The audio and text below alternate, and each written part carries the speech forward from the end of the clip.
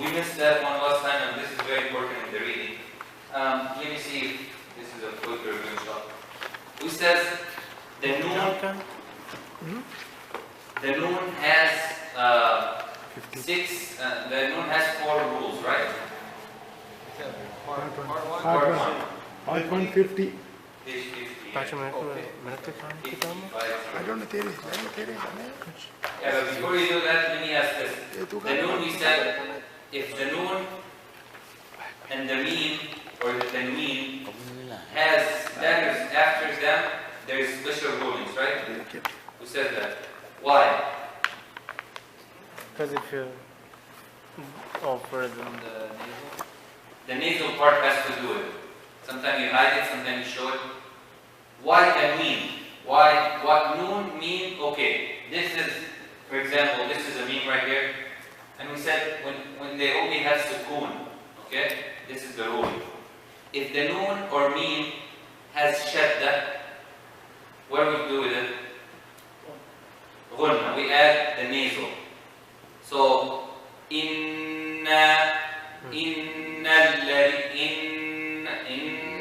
right? We said to do that because the noon has shadda.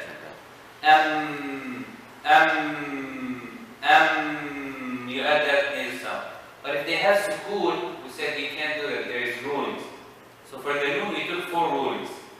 The first one was the noon. Izhar. Izhar means to do what? to clear. To clear the noon, right? Or the tanween. Why is the tanween involved? Let's see, look at this right here. If we say that, what is this called right here? Tanween, right? Tanween. This is the noon that has sukoon. We said tanween and the noon, they have the same ruling because tanween is originally a noon. Yeah. But if we write it as a noon, what does it have? It changed the meaning. So we said, okay, therefore the noon and the tanween, they have the same ruling. If the noon, and this is the idgham, if the noon is followed by Hamza, or tanween is followed by Hamza, how should we pronounce it? Clear. So we say, man, aman. Is the noon sound clear? Yes. So listen to this. Man, aman. Oh, I hide the noon. Why would you do that? This is wrong. So anytime you have these letters, Hamza, Ha, or Ain, this is the first 3. Hamza, Ha, or Ain. An'amta, An'amta. You're trying to show the noon. صراط الذين أنعمت not أنعمت or أنعمت. You can't. So this is the first 3. Hamza, Ha, Ain, Ha, Ghain, Kha. So if the noon has any of this, then you show the noon.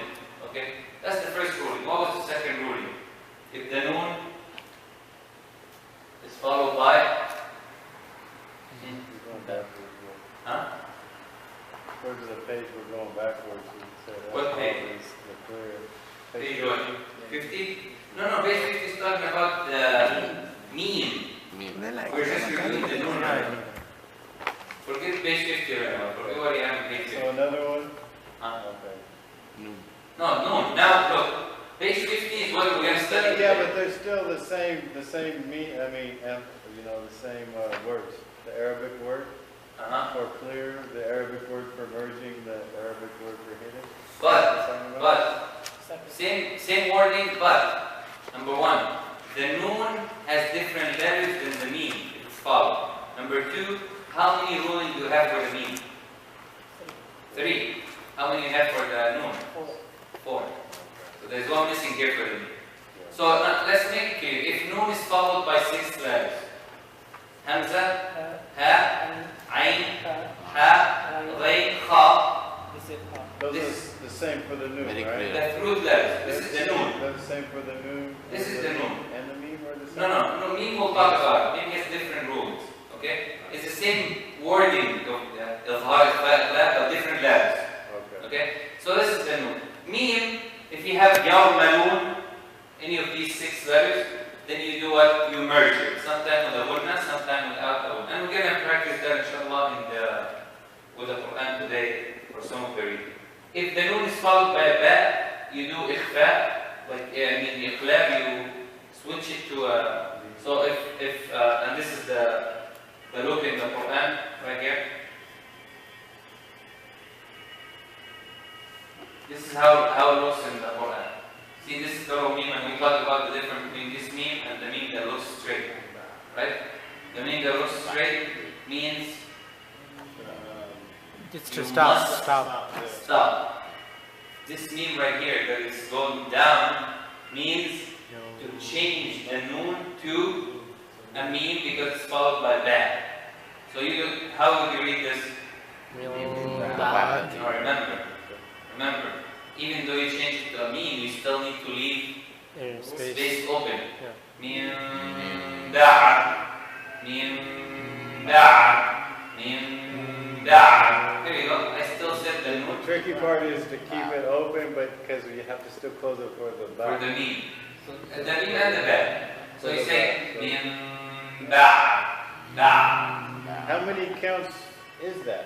That's 2 counts. The one, yeah. So the one level, mim da'a. Yeah.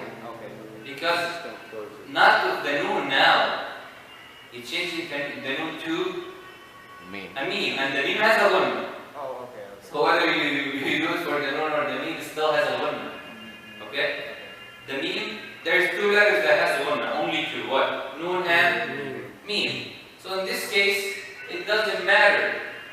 Do you do the ghunna for the noon or the meme? They both have ghunna. But you actually not pronounce it. So if you stop at this, what would you say? Mim. Min. No, min. In sound, right? Min.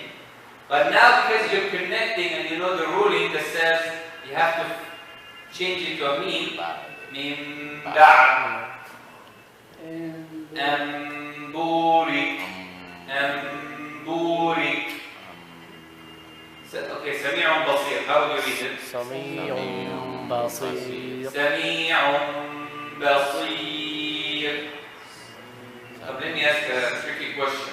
This ra, when you stop at it, do you pronounce it light or heavy? I used to heavy Because of the fish. If you stop at the ra, Light. huh? Yeah. Oh, it is like, Light If you because just said it, like, the you didn't say letter it right. before it has I think that's That it. cannot be the ruling.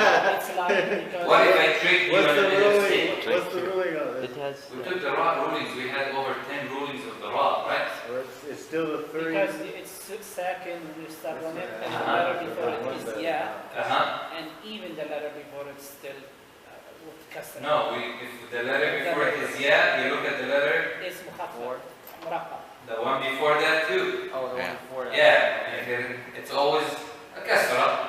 Because most of the time we start at the ra. Therefore, you'll make it light. You will say Sami'un Basir. Not Basir. A lot of people do that. Basir. No, Basir. It sound not R as heavy ra. So if the sad had a fatha, dhamma, then it would be heavy. Impossible. Impossible. Impossible? Yeah. The ra, it's impossible to have a dhamma. It's impossible to have a dhamma before the ya that has sukoon. Impossible. Doesn't happen in the language. You could have a kasra or a fatha, like غيري, غا, right? غيري, غا. So the ghain has a fatha. But can you have a dhamma before the ya that has a sukoon? Impossible. It does not happen in the language. It doesn't exist. Okay? So this is the noon ruling. And then the rest of the letters are ikhfa, which is you hide it. Now let's talk about the meme. The meme says you have 3 only. You have idgham. Idgham is to merge, right? You have ikhfa, which is to hide.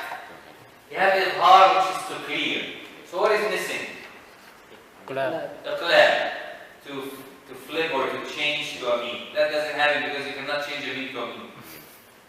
Right? You cannot say I'm changing this meme to make it a meme sound. That's why we can have the ruling of Iqlab. You guys know why we can have the fourth ruling? Still a meme.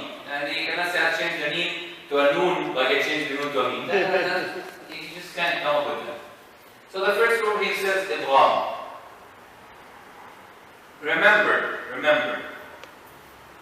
if you have a noon followed by 6 letters, okay, if you have a noon followed by 6 letters, it's idgham. Ya, ra, man ya'mal, miwan, right? Look at it.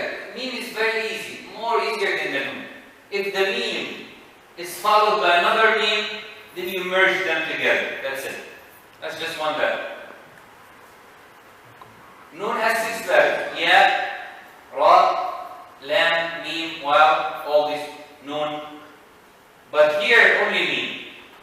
The reason for that they come from the same area, same letters, so they're close to each other, you merge them in.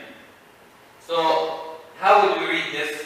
You merge them in, so how many mim do you have now? 2. 3. 3, remember? That'd be a 3 count or a 2 count? This is 1.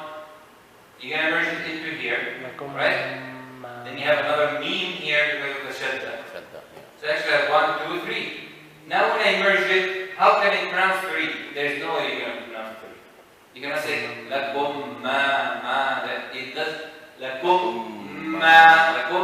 That doesn't work. It's still a 2 count then, right? It's an extended 2 count. So how would you read this? What would you say?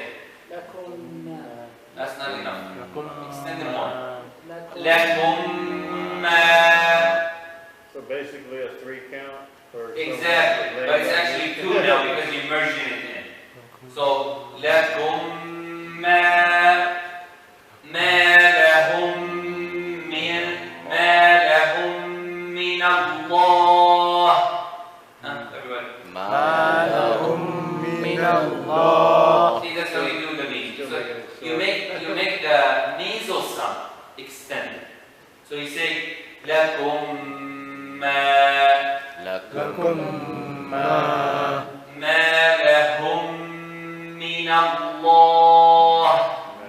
lahum min Allah.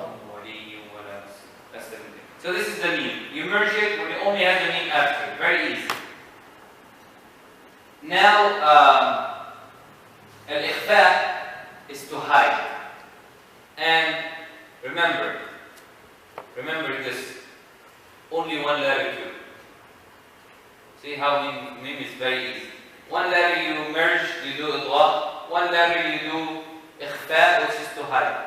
For the noon, which letter was it to do iqlab? Ba, right? Now it's the same thing. Ba here, but the difference is ikhfa.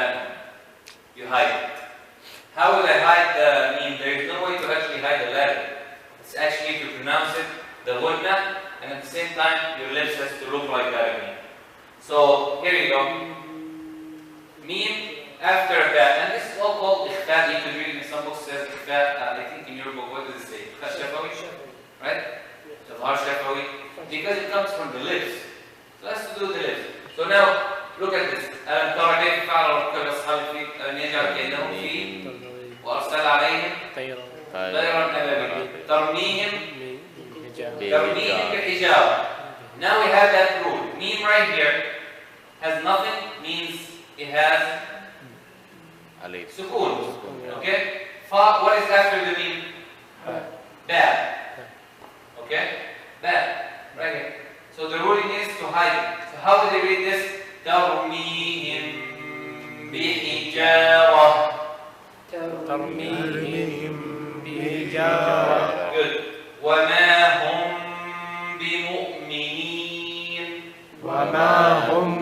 بمؤمنين. So it's like doing this. ترميهم بحجارة. You cannot say ترميهم بحجارة. That's what showing the meaning. Or you cannot say ترميهم بحجارة. That's idgham. It's very light. It's to hide it very lightly. ترميهم بحجارة ترميهم بحجارة وما هم بمؤمنين وما هم بمؤمنين. So that's the meme. Two letters now. If meme is followed by another meme, then we do what? Merge it. Merge it and extend the one. That's the nasal sound. If meme is followed by that, Hide it. to hide it. That's it. Now we have to show the meme. When do we show the meme? With the rest of the letters. Clearly. Especially the fa and the waw. A lot of people, they hide the meme and the fa and the waw because they come from the same area. Remember, what are the lips letters? Fa, meme, waw, ba. Fa, meme and ba cannot work together. They have the same sound, same makhraj, same everything. So that's why we have to hide it. Okay? Fa, waw, you have to show it. Another meme, you have to merge it. And the rest of the letters we show. So here you go. Meme, right? Followed by fa. How would we say it? Huh? No, that's hiding. Clear. هم فيها. See, that's the problem with the fact. A lot of people read it like this. Hum fiha. This is wrong. How would we? Huh? Yes. Hum fiha. Huh? It sounds like a shadda when you home. And this is because of they doing the hidden part. There's no hiding here. The hiding is only with the ba. Hum baha maybe, I don't know. But fa, why would we say hum fiha? هم فيها. Look at this, mashallah. Meme followed by lam. Is the lam letter of anything else than al-har?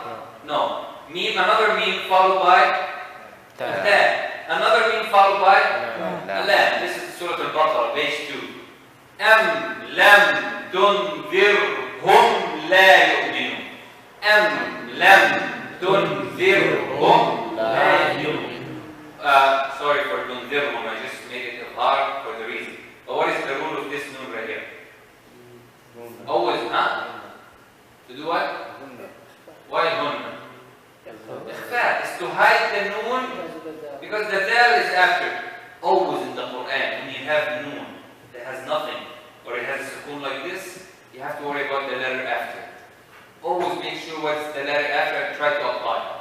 So how would we read this? Who could read this with fully tajweed of the noon and the meme and the letters? Bismillah.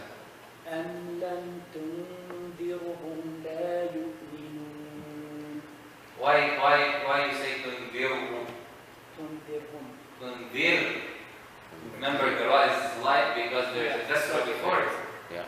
Remember, we took, okay, this ayah you should read it now 100% correctly.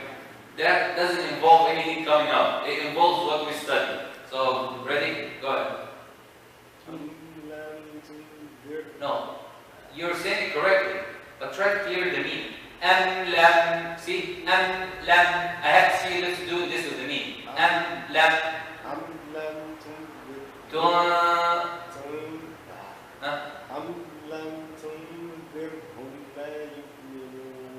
Beautiful, mashallah. But the second meme, make sure you show it. Look at my lips. They're open right now, right? Am lam tundirhum la. You see what it did with the meme? Am lam. Okay? But you read after me and I'll read. Am lam tundirhum la yu'minun. There you go, what's the problem? No problem. Go ahead. أم لم تنذرهم لا يؤمنون. يؤمنون. Sound. مش كده، مش كده. Okay, remember your lips has to close up to your gut. أم لم تنذرهم لا يؤمنون. Okay. Better, yeah. أم لم تنذرهم لا يؤمنون. You. يؤمنون. This is not our, what you read right now is Warsh. We don't read Warsh. We read Hafs. Warsh doesn't pronounce the Hamza. So he says yuminun. يؤمنون. Yeah, that's Warsh. No, us we don't say that. We read our Qur'an. Our Qur'an says yu'minu.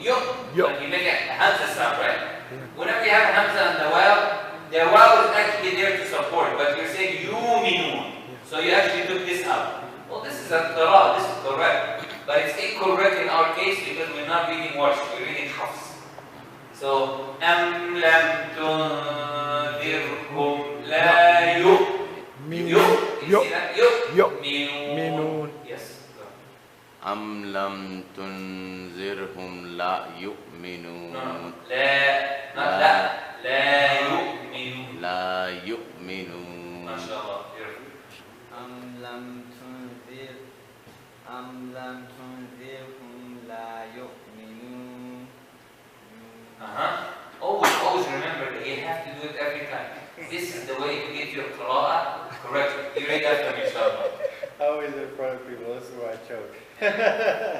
أَمْ لَمْ تُنذِرْهُمْ. أَمْ لَمْ تُنذِرْهُمْ لَا يُؤْمِنُونَ. تُنذِرْهُمْ لَا يُؤْمِنُونَ. تُنذِرْهُمْ لَا يُؤْمِنُونَ. Hum. No, you're saying hum. No, there's no hum. That's clear. You have to clear the meme. تُنذِرْهُمْ لَا يُؤْمِنُونَ. تُنذِرْهُمْ لَا يُؤْمِنُونَ. لا يُؤْمِنُونَ. Which we're going to study today, the math. Inshallah, we'll finish the math today. Because math does a lot of problems with a lot of people. Okay. What is the rule of this meme? Huh? Why you merge? Remember, you only merge with the meme. Oh no, never mind. After meme. Never Remember, mind. all other letters are izhar. Meme is very easier than noon. Okay? Yeah, never mind. Izhar. What is this no meme? Same rule, izhar. This meme. Same rule. So who could read this? This is Allah la ilaha illa huwa al-hayyul qayyum. أيديهم وما خلفهم ولا يحيطون. ما شاء الله. Huh? أيديهم وما خلفهم. خل. خاء or خا. There you go. خلفهم ولا يحيطون. ولا يهيب. ولا يحيطون. You heard the Shaykh Walid yesterday.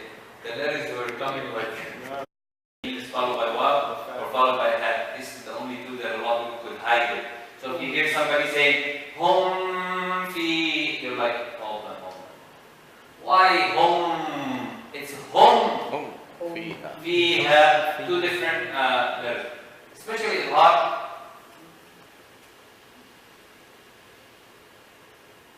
Yeah, this is just something there for you guys to know.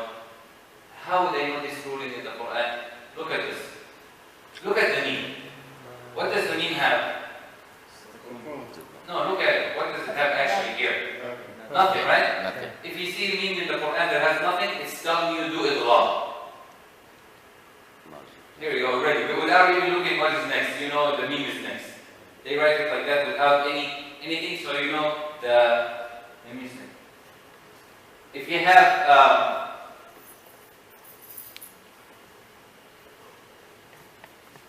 have meat, let me show you. Okay, look at this. What does the meme have? Nothing. So you know what's coming next? ميم. Okay, hold on that for a second.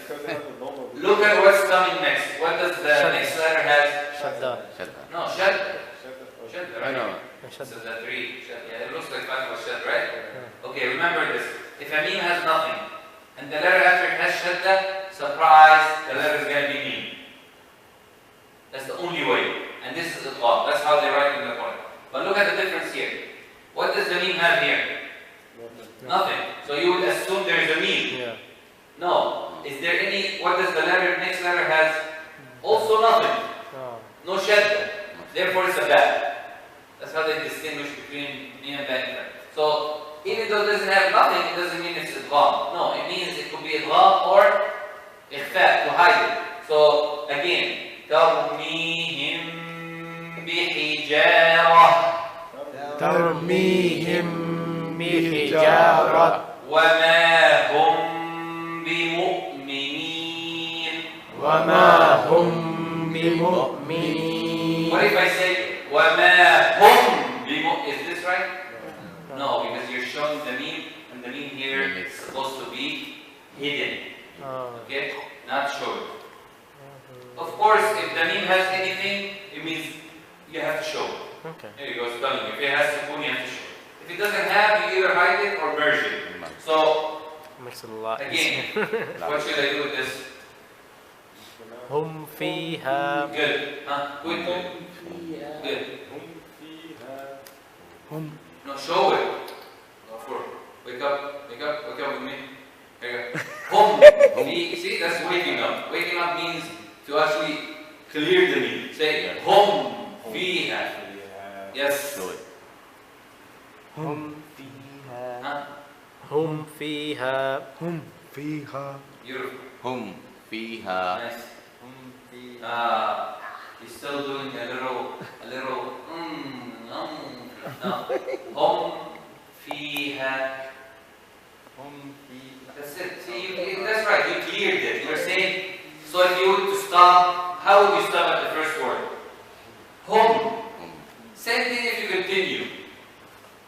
Because it still has a sukoon. Hum fiha or hum. Okay, stop at the first word. Now clear it more. There you go. Same thing when you continue. Hum fiha, because it doesn't, the rule doesn't change. Hum fiha. Hum. Hum fiha. Yes. Hum fiha. No, there is no hum. Why? There is no adding it. It's clearing the meaning. Hum fiha. Hum.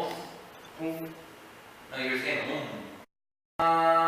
Dirhum la hum. You see how clear this is? So this is the meme. 3 rules. Meme. Okay, meme has a meme. What is the ruling?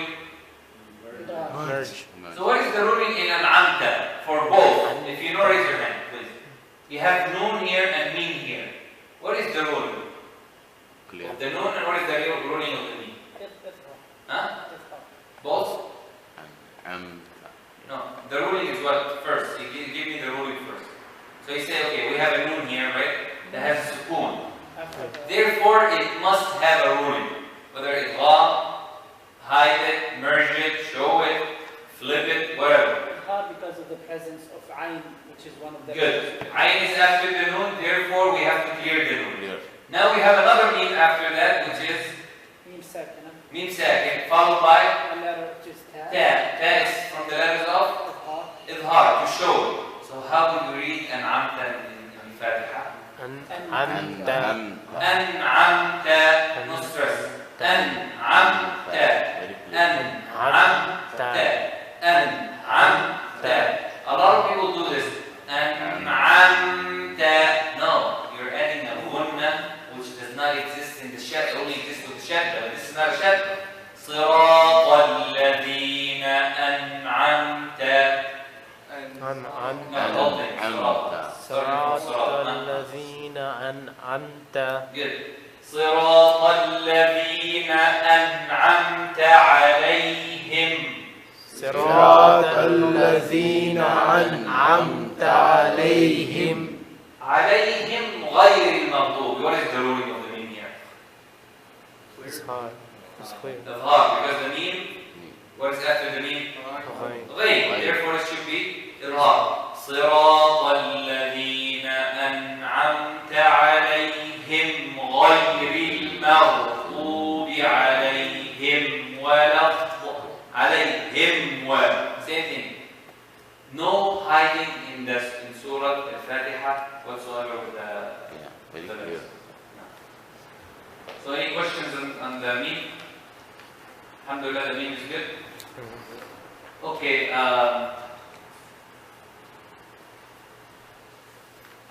Let me show you this very quickly. These are some things. They're gonna come in the Quran. You just have to know.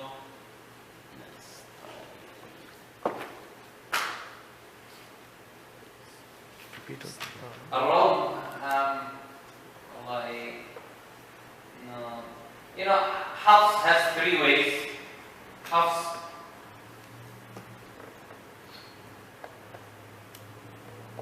If you stop here, how would you stop? What would you say?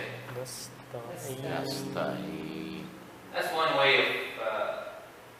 Hafs has different ways. Hafs would also stop with the dhamma, but not a complete dhamma. So he would say nasta'in. Yeah, he would do that, but that's why I didn't want to get into that. That's qira'ah, but this is the one that I want to get to, and it's only in this surah just for you.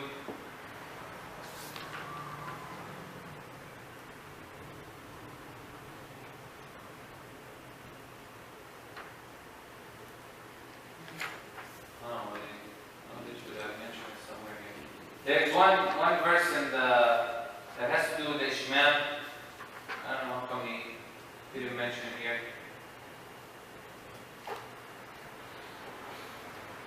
In Surah Yusuf, قالوا ما لك لا تأمنا على يوسف. If in the surah you can actually see a little it looks like this. This is the shape that is written exactly in the Quran. Have you seen this shape? Yeah, we did it with Majreha, right? Huh? Was it like Yeah, Majreha? but that's no. Majreha has different. Is it written like that or Majreha? No, actually it's No, quite no, different. it's not. Yeah, let's see if he showed it, because a lot of people, they just see it and they don't know what to do with it. This is the only one that I'm actually going to give to you on the.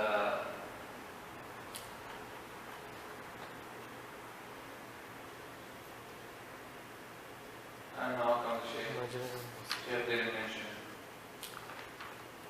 Can somebody get a Quran for me, please? Yeah.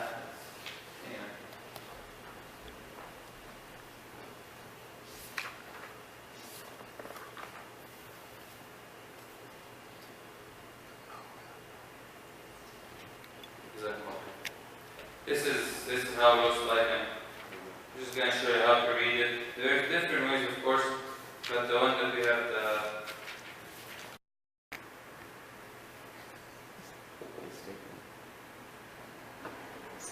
They have to see for themselves.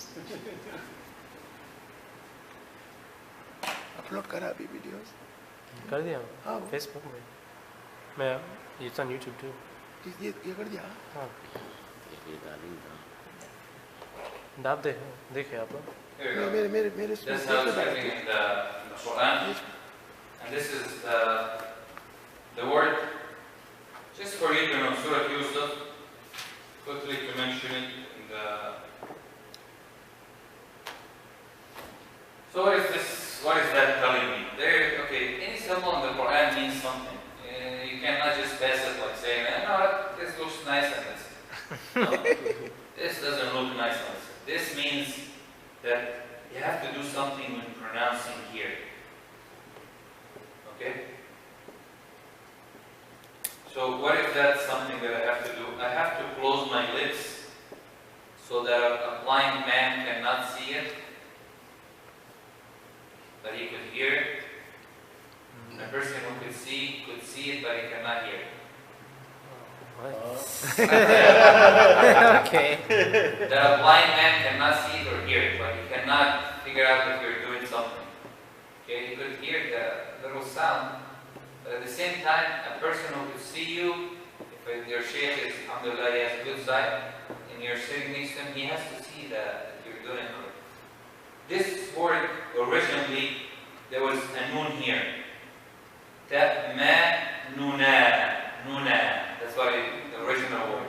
So this noon is taken out. But the dhamma of the noon still existed without the sound. So look at this. Who knows how to read this originally? Like what? How would you read it in the Quran? Tamanna. Okay. Any other way? Huh? Tamanna. Right? We would assume like that. Yeah. Everybody agree with that? Yeah. Yeah. Anybody knows the correct way? You guys are here. Okay. Huh? You do. Huh? Manuna? No, that's not our problem. Ta'ma'una. Huh? Ta'ma'una. Ma'una? Where do you get the Hamza from? Just made up a Hamza? Oh, yes. There's a sound. This is how you're supposed to do it. قالوا ما لك لا تأمنا على. What did I do? Without pronouncing the letter. Yeah. That's the only movement you have to do with this. Wow. Not that manuna. Manuna, no, that's the ما لك لا تأمنا على. You only saw it. Did you hear it? No. No, you just saw it. That's why they say a blind sheikh cannot see it. Okay. Okay?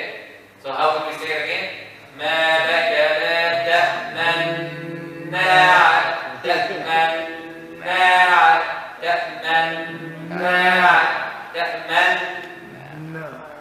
You see, I'm going to stop, pause for a second. See if you could hear the dhamma. Do you hear anything? No. But there exists. That is the ishmal, or the raw. That's the part that Qur'an talks about. That's why Hafs has a different. But a blind man would hear it?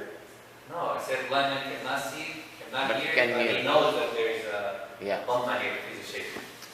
But he doesn't know if he did it or not. That's why he could trick you. Oh, I did it. But Why if he would, do that then? because that's the ishmal rule. Hafs has this in a lot of the other recitation, but we don't do it because it's too hard for people. If you do it, a lot of people will complain because they don't know the knowledge of the shaykh. Like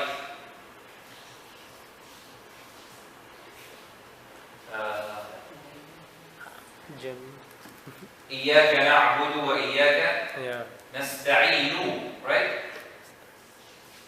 Right or wrong? Yeah. نستعين. How is it? We stop at it to say نستعين. Yeah. But what if I tell you continue? It's نستعين. Nice thing. Okay? It has a dhamma. When we stop, we make sukoon. When Hafs, he has a qira'ah. If he stops, he still makes the dhamma without pronouncing the dhamma. Oh. نستعين.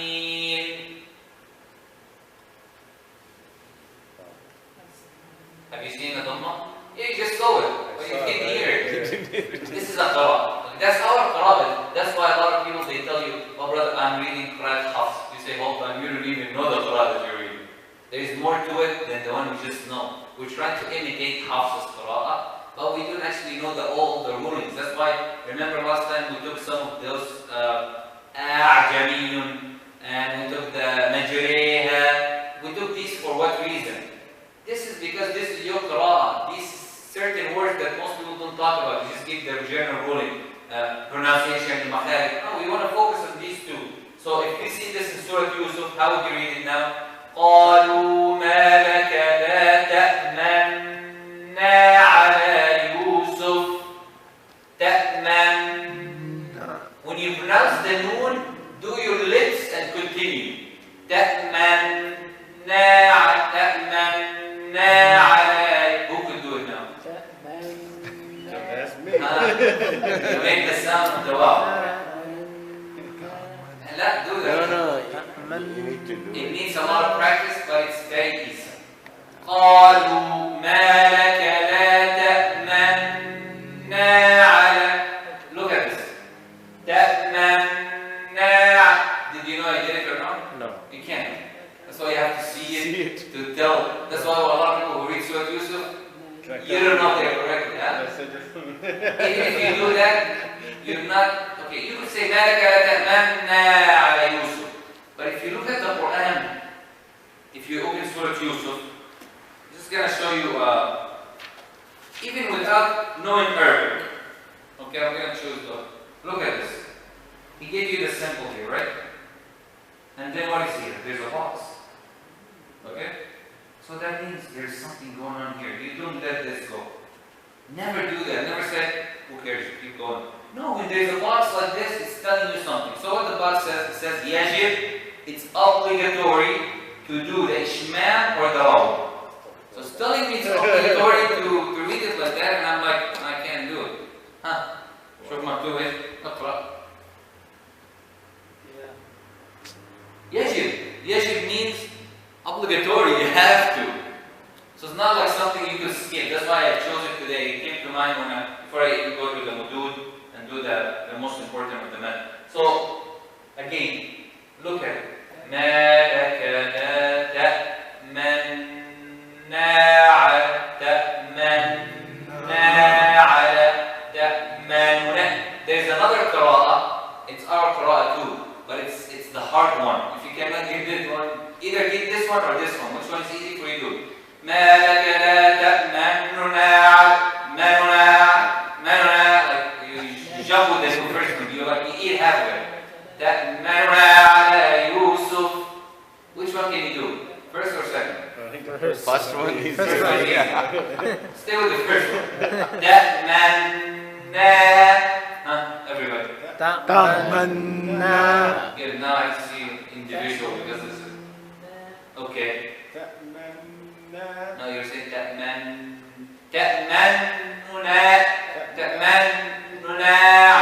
ما لك لا تأمنا على يوسف تأمنا keep the فتحة no ضم. Yeah, but at the okay, I could let it go, but it's not complete. What are you gonna try? Where's the dhamma part? You're just saying the word. Here for the other class. No, this has nothing to do with us. This is the word in the Qur'an. That this is the only word in the Qur'an that you have to read it like that. It has nothing to do with whatever we studied before or after. This is just one word in the Qur'an. That you have to figure it out. You have to know how to read it. تأمنا على يوسف. تأمنا. You're not talking, you're just doing تأمنا. تأمنا محسن محمود أحمد خالد عثمان. ها؟ تأمنا. Okay. تأمنا. No. تأمنا. تأمنا. No, pronounce the first noon first. Oh. This is the confusing part. Pronounce first noon first. Oh. تأمنا.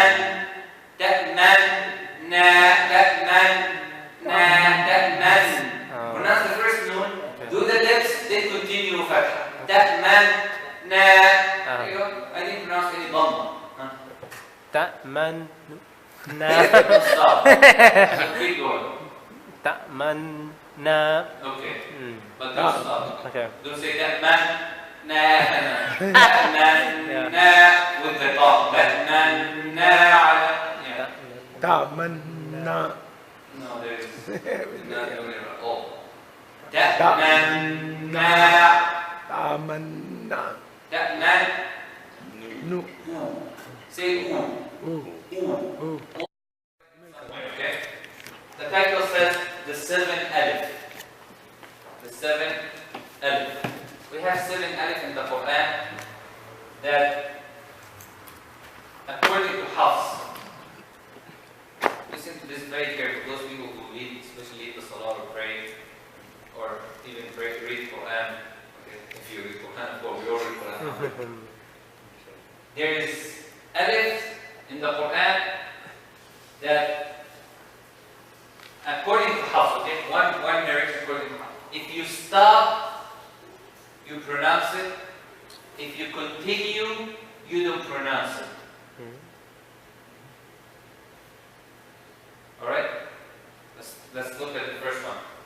And this is the symbol of it in the Qur'an. like it's not a Sukoon form, like Sukoon looks like a ha or something. It looks like a zero. Yeah. Very tiny zero, right? This zero right here is telling you if you stop, you pronounce the alif. You continue, you do not pronounce the alif. And this is in the all the Qur'an, the word ana. Word ana means what? Me. Me. I. Right? So you have ana Allah. Now I want you to stop at it. How would you say this if you stop? What would you say? Ana. Ana. Right? Yeah. But if you have Allah after it, how would you say it? Ana Allah. Good, we didn't pronounce the alif. Ana Allah. Ana Allah. So there's no alif. Okay? That's the first alif in the Quran. It's in all the Quran. The ana in all the Quran is not pronounced. Surah Al-Kahf, verse number 20, no, 38. 38. Surah Al-Kahf, verse number 38. You have this word? Those people who read Surah Al-Kahf every Friday, right? Yeah. If I tell you read this, it said after this word is the word huwa, okay? Huwa. Connected to huwa, how would you say? لكنه هو. No, I want somebody to read it. لكنه لكنه Okay, Hassan. لكنه See, you all said لكنه. لكنه because of the shadda. Yeah, you say shadda, what is shadda? But not the alif. هو No extension. Huh? نهو لكن لكن Nahwa. Not nahwa. See the difference? One says nah, and the other one says نهو nah. Be careful of that. This rule says if you stop, the alif exists. So for example, I say lakinna, right? That's a mad. You extend it too. If you don't stop, lakinnahu Allah, lakinnahu Allah. Okay, this is very important. So this is the second alif in the Quran. Are you writing these alif down? These wording? Okay, good. This is Surah Al-Ahzab, verse number 10. How would you read this if you stop at it? What would you say? الظنون Good. الظنون الظنون الظنون الظنون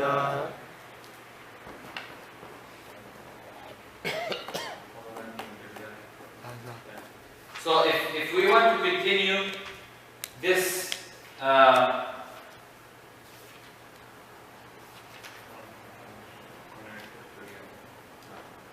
so if we want to continue after this, it says هنالك. So we would say الظنون هنالك الظنون هنالك ابتلي الظنون هنالك. Okay? So anytime you see this alif right here, telling you when you stop, pronounce that. If you don't stop, don't pronounce that. Same thing, الرسول السبيل. I'm gonna stop at it, right? So how do they say this? Good. السبيل. Right? You're stopping. Here you go. Surah Al-Insan. سلاسل وأغلال وسعيرة, right? If you stop, what would you say? سلاسل. Good. You continue. سلاسل وأغلال. So you say سلاسل وأغلال. سلاسل وأغلال. So they're basically all the same rule, right? Those, they call them the 7 alif. Because these are the 7 words in the Quran. Time to have it, okay. 7 alif. I thought you were saying 7 different. Oh yeah. Same rules. No. But these different wording in the Quran. Because you have other alif that looks like that, but it doesn't have the same ruling. It's only these 7 words. Oh. With the circle on it. With a circle on it. No, those 7 words. Because you have other words that has. Okay, let me show you the. سلاسل. There you go. Number 7. قوارير. قوارير. See, there is no in قوارير the alif. There is no alif whether you continue or you stop. Got that?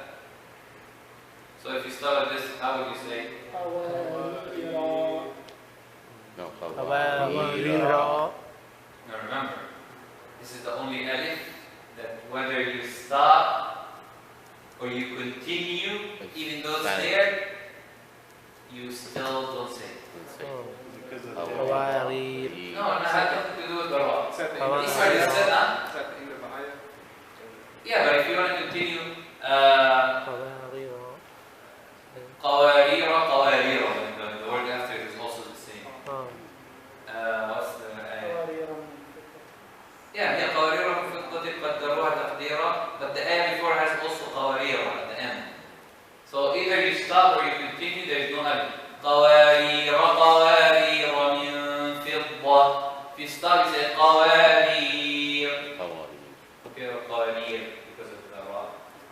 So this is the seven ra, the seven alifs. Okay, the rest of them, alhamdulillah, we took the only thing now that we have to do is the mat, and then we'll be finished with Tajweed, alhamdulillah. We'll be finished with the three levels. We'll pray after, inshallah, and continue. You're following the sunnah that we're doing the reading of the Prophet, because the hadith says that we used to know what the Prophet was reading during Dhuhr and Asr prayer. From the moving of, The beard. well, the beard was not moving. Oh. It's actually his jaws that was moving, that's why the beard was moving. Okay. Because there's no way to read from your beard. There's no such a thing as your beard moving. That's why when they said we used to know his beard was moving, we understood that there's no way that the beard will move except if he was moving his jaws and he was actually reading. Okay? That's the understanding of the beard moving, not that his beard was. I don't know how your beard would move without even talking. The second thing, the ulama said if you get distracted in the salah, at least you're getting the reward for the reading. For example, a lot of us, this is a problem with almost a lot of people. When they start when Allah Akbar, they are in Brentwood, and they go to Pleasanton, then they move to Antigua, they go everywhere. They find what they miss and they remember things that there is no way to remember outside the salah. So they get distracted. Pindara box opens. And so, subhanAllah, the ulama says, if you get distracted and you're closing your lips, you're like, and you start getting daydreams and start thinking about things, that's it, your whole salah is corrupted. So if you lost that part of the salah, at least you're getting the reward for just saying the words, even if you don't think about it, you're getting it. At least you're saying it. It's usually difficult to wonder if you're moving your lips. That's another, it's very hard to get distracted. Yeah, but a lot of people who just does Allah Akbar, that's it. This is somewhere else. Like Abu Hanifa, rahimahullah, the famous story, when a man came to him and he asked, he said, Allah Hanifa, I kept money somewhere, but I can never remember where I put it. Oh yeah. So I said to pray to Rak'ah, then you'll remember. Wasn't it for Qiyam or something? Was it? I don't No, know. no. Oh, okay. Said I lost money, so it was money issue. Anyway, different narrations maybe. Okay. Once I remember, so he said, yeah, pray to Rak'ah, you will. So the man thought Hanifa was telling him to pray to Rak'ah, to ask Allah to give it. But Hanifa understood if he prays to Rak'ah, Shaitan will come and tell him where is the money. That's the goal of Abu Hanifa. He was very smart. So he said, Allah Akbar. As soon as I started the salah, I remember where I put the money. So he left and he got the money. So he went to Abu Hanifa and he said, Jazakallah khair, alhamdulillah, finally I found my money. He said, what did you do? He said, as soon as I started the salah, Shaitan came, reminded me of the money, so I left to get it. He said, Subhanallah, you didn't even complete your salah to thank Allah for reminding me. You got it? The man actually left the salah. He was like, oh, now I remember, there's no need for salah. And he went to get the money. Abu Hanifa said, you should have continued the 2 rak'ah, at least thank Allah that he has got your money. And this is why a lot of people, the distraction, the salah, even the Prophet ﷺ said that the shaitan wanted to distract me in the salah crossing in front of me, and he held it with his own hand and then he let it go. So shaitan doesn't leave anyone, as soon as the adhan is called, he runs away. then he comes back. As soon as the Iqam is called, he runs away. Farting, as the hadith says. You could hear the noise of him running. That's what the hadith says. Then when he comes back, that's it, he starts the Salah. SubhanAllah. Everything comes to mind. That's why if you can move your lips and stuff. Number one, you're not. The sunnah is to actually read, even in the Dhuhr and Asr, you could hear yourself. Because you're reciting, you're reading Qur'an. It's just in your heart. You could do it, you could read Qur'an in your heart, true, but you'll be distracted easily.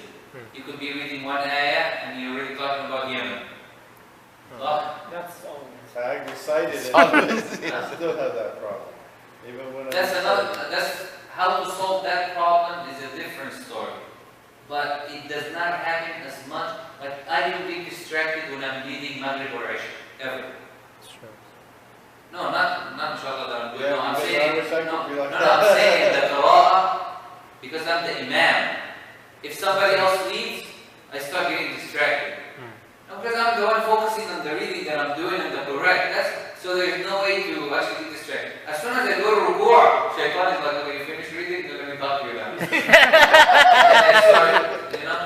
So it's not always, distraction in the Salah has a lot of, I did about 2-3 khutbah about that, and I believe that a lot of Imams and a lot of people talk, especially Jumu'ah, they need to emphasize on this. This is one of the... I struggle with this This so is the hard. most important level. I used to struggle too, but brother, what I do now is Shadu la ilaha illa. No. La hawla wa la quwwata, No, 3 no, times no, and you no, speak, no, right? no. Yeah, like... Just lines go, yeah, as soon as you say A'udhu Billahi, you spit on your left. yeah. But the problem is with the Salah. A lot of the brothers, okay, like, they don't like the wizard. They stand next to him and they keep like... You're joking with the Salah. Yeah. No, A'udhu Billahi minash shaitanir rajim. So it's like, you know, Like the broadcasting he's doing, whatever, is just... True, the Prophet says It works. says Well, I it- say it all the time, but I does because you're supposed You to. know why? Because you're saying it without even feeling the meaning of A'udhu Billahi itself. The Sahaba, a person got poisoned by a snake, got bitten by a snake and he was poisoned. So the Sahabi read Surah Al-Fatiha and the person was cured. Now we read the whole Qur'an and nothing happens. How come? The ulama says the difference that a person who was reading Surah Al-Fatiha at that time understood and felt the verses, lived the verses, applied it. But sometimes we read Qur'an like, or make the dua like, oh Allah give us this. I was just reading, they were talking about the sweetness of the Sahaba when they recited. And the reason of the sweetness of the Sahaba is because of Allah. They had Allah in their mind. Oh, And saying Hassan ibn Ali, ibn Hussein ibn Ali ibn Abi Talib would start shaking and his face would turn red and color, his skin color would turn yellow, and like if somebody actually has a gun in his head that he's going to shoot him during the wudu. So somebody asked him, he said, why are you doing that? Why every time you make wudu you look like that? You haven't even started Salah yet. He said, Subhanallah, do you know who am I preparing myself for? Exactly. Imagine that feeling.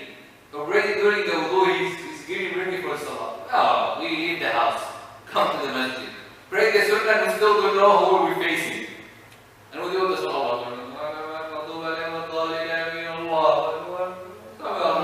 Good Salah, you do it 10 minutes even, but you don't feel the Salah. So, one of the, we don't want to get distracted from Tajweed, but one of the stories, there was a rat, and the rat loved the camel. Okay? So, the rat, it's fiction. Yeah. So the rat took the camels, whatever, and let him. They loved each other, so the rat got to the rat's hole and told the camel to enter. The camel said, where do you want me to enter? This is impossible for me to fit in here. So the rat said, this is where I live. And if you love me, you stay with me. The camel said, well, you either find a place that fits the one you love, or love someone else that fits the place. This is a fiction, a story. But look at the ulama. Ibn al-Qayyim rahimahullah didn't leave that story like that. He did a comment on it and he said, This is the same situation with the Muslim. You either do the salah that Allah subhanahu wa ta'ala deserves, or find someone else that deserves your salah. So you either do the salah correctly. If you know who's Allah, you will do the best salah for him, because that's the salah that's for Allah. Or if you want to do this, then find another God that fits this salah fits him. I feel like I do the issue of hypocrisy because. Now that's a shaitan playing. Because. Do it and don't worry about hypocrisy. Do it. Because the Shaitan more I always. try, the harder it seems for me to accomplish what I want to accomplish. Yeah, the shaitan will make you think and overdo it. It'll be like, oh man, you're making your salah long, so people could look at you, and you're like, you look around, nobody knows. Or even in the Jama'ah, they say, if you start the salah, if the shaitan comes and plays with your intention, keep your intention even stronger and continue the salah. Don't worry about it. Fight it. A lot of people, look, the shaitan has a lot of ways to trick you. Number one, if he cannot get you to stay at home and not pray, he will get you to pray and show off. And if he cannot get you to pray and show off, he'll get you in another way, and so on and so on. He would actually make you do better salah than the one that you usually do, because you want to mess up your salah. Okay? There is a lot of different ways. How to find these ways? You know yourself more than anyone else. Don't overthink. Allah, I think if I pray more, this is a show off. You want to practice that? You want to see if you're shown off or not? It's just, I don't know, good answer. This is for you. If you pray at night, or you pray at your house, if your salah at the house is equal to the same perfection that the salah at the masjid, then you don't show off. Here you go, I answered right.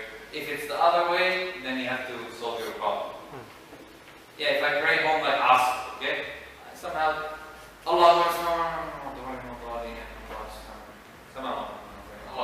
we used to do that when we were young.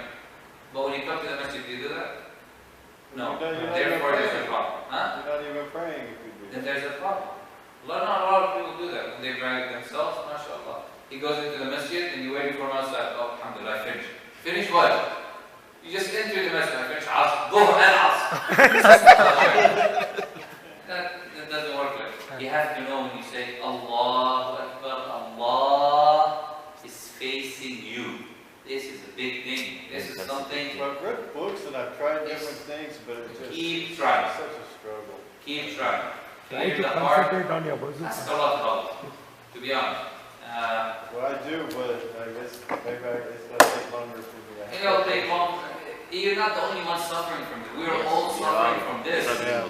The ulama suffers from the ulama. Some of the ulama, they wrote books how to focus on salah, because and the introduction was like, I had struggles for 4 years, for example, to recommend like that. It's like, why do you wrote this book? Because he struggled himself. He knows what's going on, and he's trying to do the best to help you.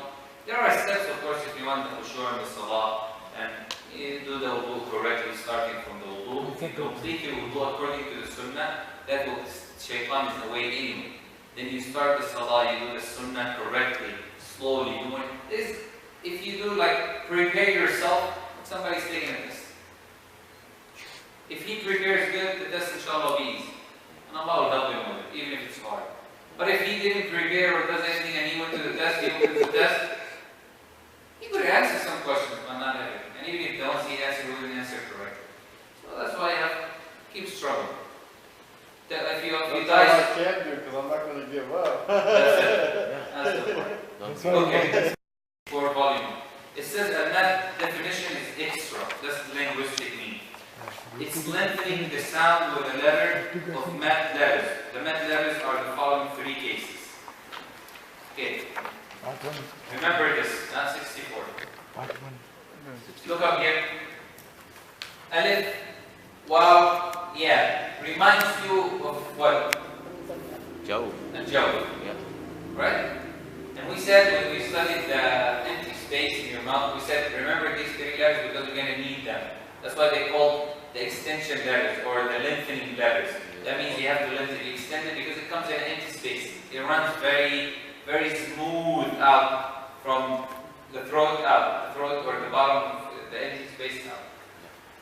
حروف المد are 3. Alif, Waw, Ya. Same ruling. Alif always has a sukoon and the letter before it has fath. Doesn't change. Waw has a sukoon and the letter before it has kasra. Waw, dhamma. Ya, the letter before it has kasra. Or if the waw and ya, they have sukoon but the letter before it has fatha, still applies the mad, the extension. It doesn't come from a jawf, but it still applies the extension. There is one word in the Qur'an, one of the words of the Qur'an, there's another word, that contains all the three in one ruling. Maybe very easy, Allah subhanahu wa ta'ala made it very easy with the mad. This is a waw, right? Yeah. What does it have before it? Dhamma. So this waw comes from a jawf? Yes. But now we will say, and it's also called a mad, meaning that you could lengthen that, you could extend it, you have to go at least 2, the minimum is 2, at least 3 letters. Then you have a ya, what is before the ya? Kasra, therefore this is going to be extended. You have alif, what's before alif? Fatha, so alhamdulillah, the 3 letters are joined in one word. So, extended means what? To understand, extended, the minimum is 2. How do I do 2? 2 is this. 1, 2. Or 1, 2. Whatever is easy for you. Like you know, we pray, what is the salah that we pray after Eid? Yeah. Okay? For the Imam to actually be able to count, he does this. Allah, I don't know how to do it. Allah Akbar. Allah Akbar. Allah, or else I wouldn't be able to know if it's 7 or 8, there is no way. So this moving right here, should I do that when I'm reading in the salah? Like, no. That's just for you to practice outside the salah. So here you go, this is going to be extended. What is actually going to be extended? The sound. So that's why you have the same vowel of the word, of the letter, same vowel before it. That's why it makes it easy. So no, he, ha, no, he, ha. That's how you should read it. A lot of people read it, nuhiha. Okay, where is that? Where is that? There is at least 6 given involved. No, he, ha. Actually, no is one by some no, the no. No, he. Why do people mess it up? Because the letter of the mad, the one comes before it has the same vowel. That's why a lot of people don't pronounce the mad. They just say nuhiha, iyaka, alladina, alladi, hada. That's the problem. So let's read it together. Nuhiha. Nuhiha. Yeah, try to count it like this. Nuhiha. Nuhiha. No less than that. This is the minimum. Minimum means you can't go any less. So you could go more. So the minimum for any method on earth is 2. Minimum. Then we're going to go 4, 6. That's it. No more. No 10. Like a lot of people, they say, even with that. أشهد أن لا إله إلا الله.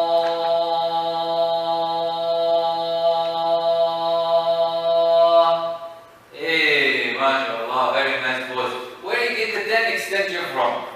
It's only 6. لا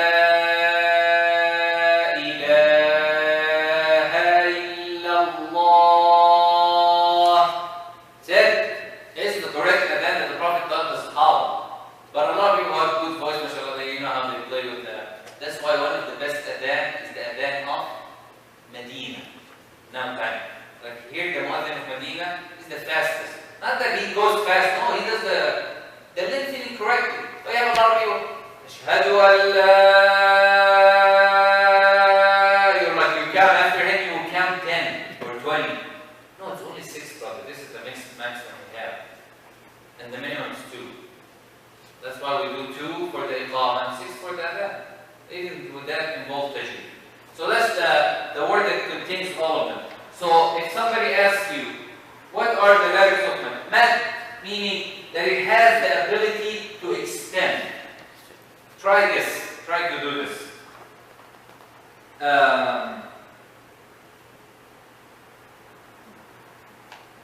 If you say, bring a letter that doesn't have alif or all of them has? No. Yeah, all of them has. Kha, I don't know. What does it have? Mad. Kaf, ha, ya, ayn, sad. They all have mad. You can. It's all extended, but the letter itself you cannot extend. Like, say, how do you say up? Can you say up?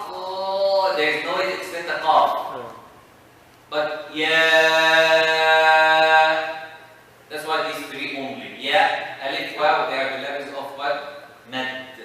Meaning every time you see them in the Qur'an, there is some kind of extension involved. The second, al-leen meaning the softness. Remember, two letters. Waw, yeah, has a sukoon, but the letter before it has fath.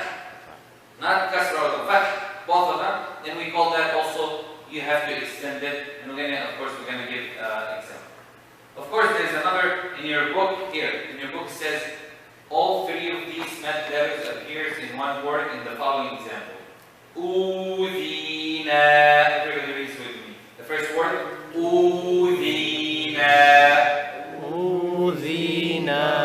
Nuhiha. Nuhiha. Utina. Utina. You see the extension where it's coming? Because you have about the joke, on the wow, it's only because dhamma or fatha. no, dhamma. When does the waw and the ya come from a joke? If waw has a sukoon and the letter before it has dhamma. And if the ya has a sukoon and the letter before it has kasra. But now we have nothing to do with the joke.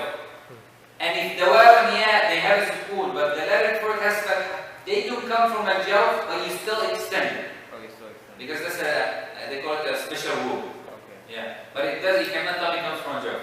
Okay. But can I extend it? Yes, because it has the ruling, but we're going to know inshallah. Okay. So let's take a look at this. Here you go. That's the first example.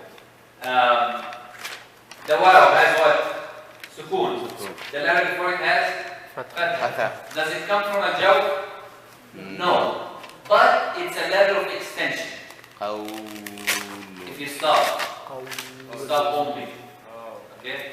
If you stop only, you don't say qawlun. No. Qawlun ma'rufun wa maghfirah. Yawm. Yawm. What is the yawm in Surah Fatiha? Maliki. Yawmiddin. Yawmiddin. Yawm. You don't say Maliki Yawmiddin, right? So this rule, if the waw has a sukoon, or if the ya has a sukoon, and the letter before it has a fatha, we know it doesn't come from a joke, but you could extend it if you stop at it. Meaning, if I stop at, if I stop here, Quraysh, what would they say? Quraysh. I could do that. Because the sheen is going to become sukoon also. Yeah. But if I continue, can I say, لِإِيلَافِ قُرَيْشٍ No. All done. Why are you extending too much? This rule only applies if you stop at it. And this has a specific rule. We get to it, inshallah. Okay. These are the kind of mad that we're going to be studying. First, al-mad al-tabi'i. This is called the how do you translate? Al-mad al-tabi'i is the natural lengthening, page 65. Al-mad al-tabi'i has 1, 2, 3. Al-mad al-far'i, why they say it's not a natural, it's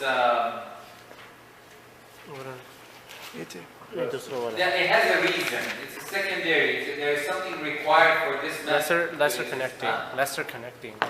Lesser connecting. That's what it say that. It says on the 67 or 66? Page 66. No. This is among the regular men. Okay. No. Okay, listen here. there's two reasons for the mad.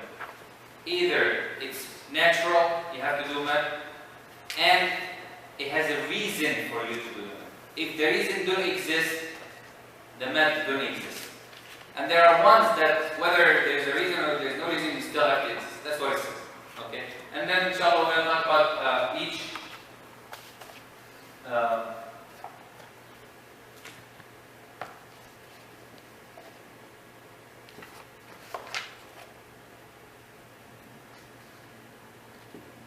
don't want to talk a lot about this, I just want to get into the Mad al-Tabi'i. Mad al-Tabi'i is page 65, it says the natural lengthening, and the definition says that the mad that without which the letter cannot exist, meaning the famine, and it does not stop due to a Hamza or a Sukoon. So this mad exists anyway, whether you like it or not. هو المد that the letter itself is a letter of mad. Look up here. Remember these things. Alif has what before it now? Fatha. That's mad. You have to extend that. The minimum is? 2. If something comes after the alif, we would have an issue. Like Hamza. We'll talk about this. But do we have Hamza here? No. So this is natural mad. It happens not because of a reason, it happens because it exists in itself. Like somebody say, somebody went to a hospital to visit someone. That's natural. But somebody went to the hospital because he got sick. That's a reason that he went to the hospital. Okay? Or he was crossing by the hospital, whatever. Now, look at the alif. See the alif? Has what before it? Fatha. Okay, this waw has what before it? Dhamma. Is there any Hamza after it? No. This alif has what before it? Fatha. This waw, Dhamma. This alif, Fatha. You have a lot of extension here. So remember, harakatayn, 2 only, no more than 2. قالوا يا موسى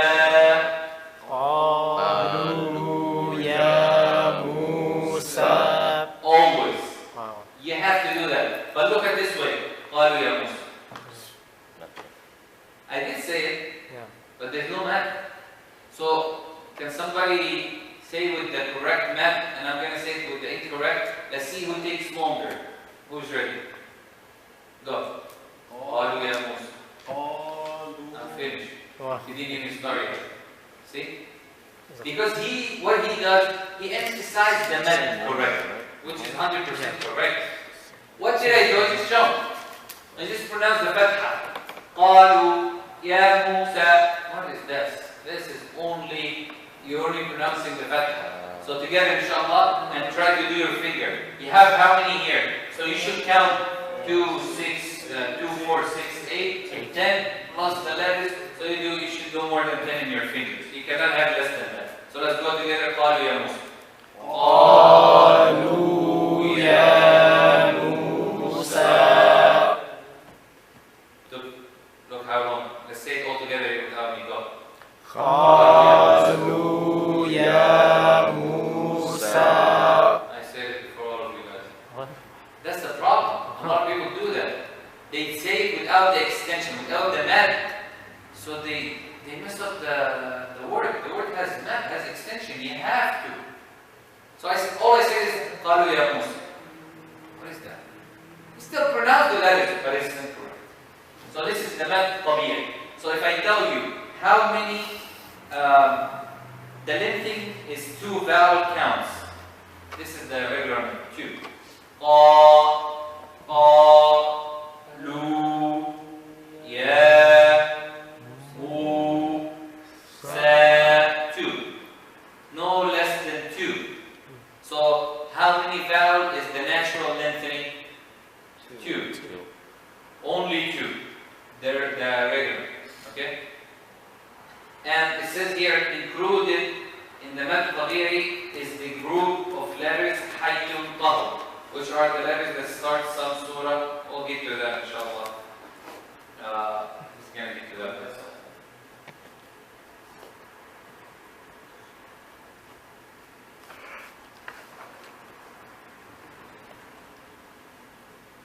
Okay.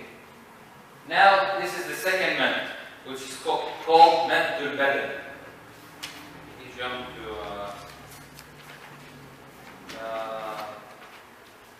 mad tul badal, page 69. No, we're going to jump a little bit around, but page 69. This is called, why did the Shaykh count it as a mad tabi'i? Because it only, mad tul badal could only go 2. No more than 2 in our qira'ah. Watch, goes 6. Let's, okay, let's do it.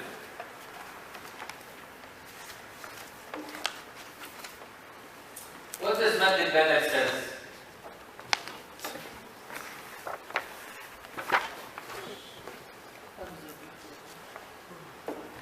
Huh? There's Hamza before the mad. That's one thing. So you have an alif here. Look at this alif. This is called mad badal. Badal means that the Hamza came before them. Look at this alif. Alif has sukoon, right? The letter before it has what? Fatha. But it's a Hamza.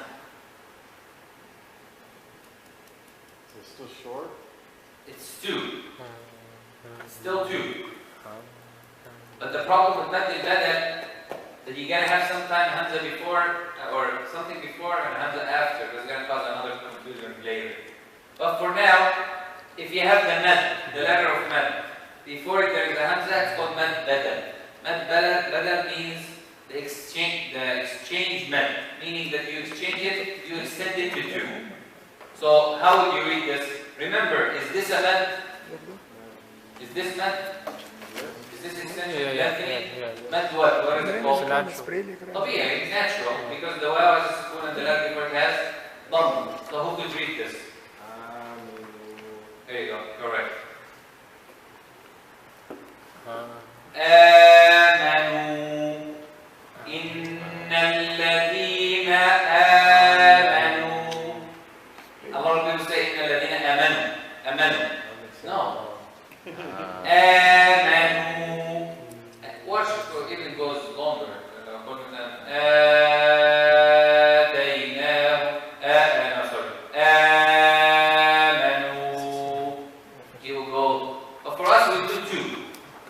So, a wow, what is before the wow? Dhamma. But it's a Hamza. That's the problem.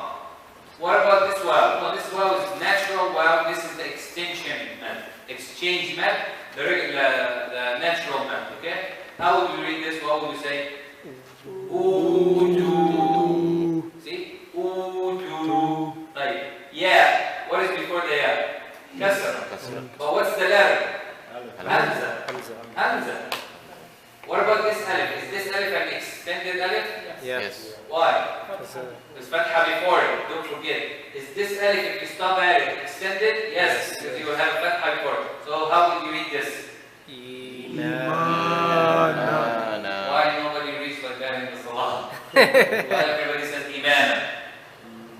الذين آمنوا إيمانهم no. إيمانا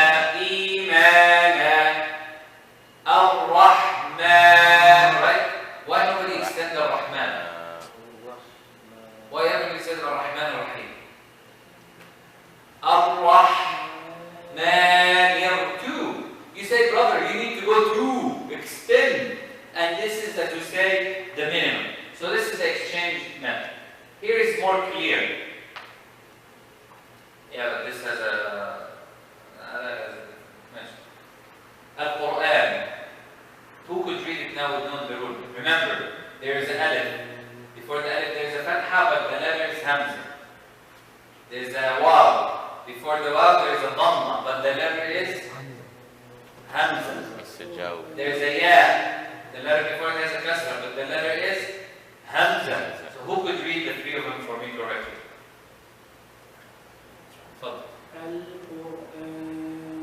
Good. Good. Good. Minimum 2. It has different rulings because there's a sukoon, has a sukoon How's here. the last one? Say the last one again louder if I can hear it. Al-Khati'in. Ready?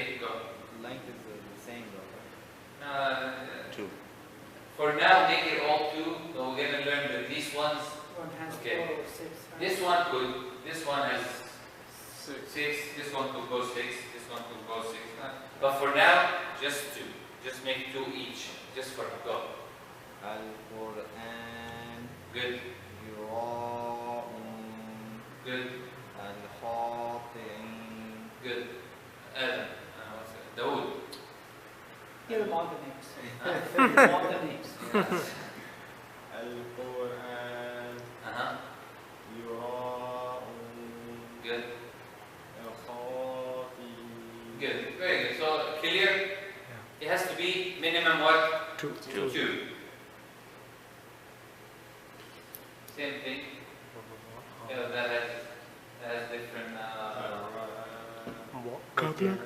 رأى وجاءوا آبائه. Okay. Look at this. How many men do we have here? How many lengthening do we have in this word? 1, 2, 3, 4. No, for us now it's just 3. We haven't studied the 4 yet. Yeah, but now it's only 3. E, 3. Maybe there's actually 4 because of the. Well, there's actually only 3. 1, 2, 3. But this method is longer. It's 3 only. Okay. This one is the easy one. You just have to know. It's called Mad al-Iwad. Mad al-Iwad, and of course,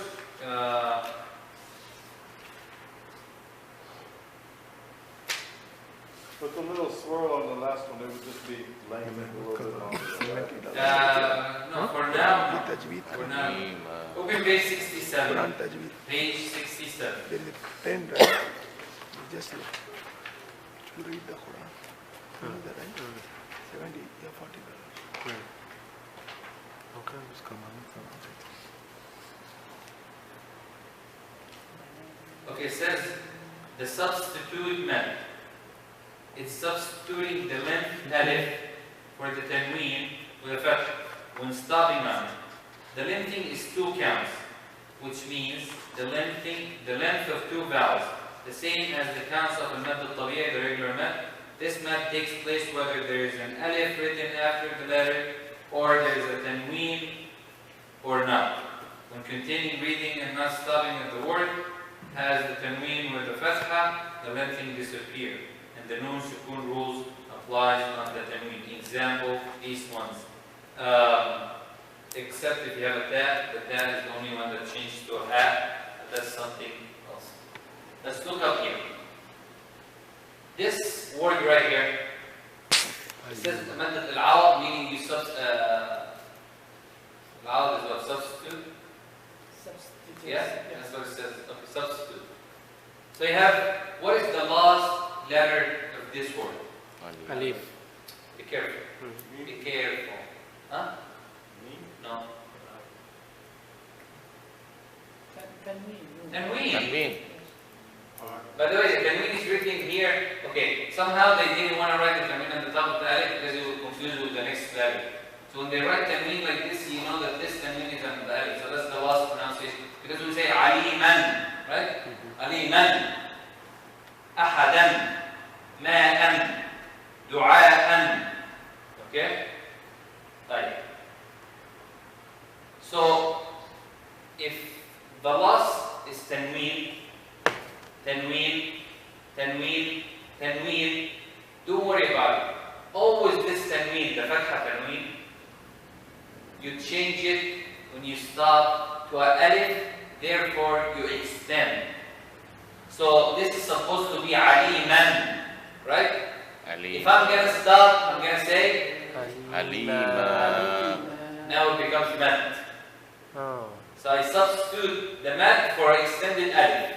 So if the alif is already here, alhamdulillah. If the alif is not here, so the alif is already here. So I say ahada, right? Right?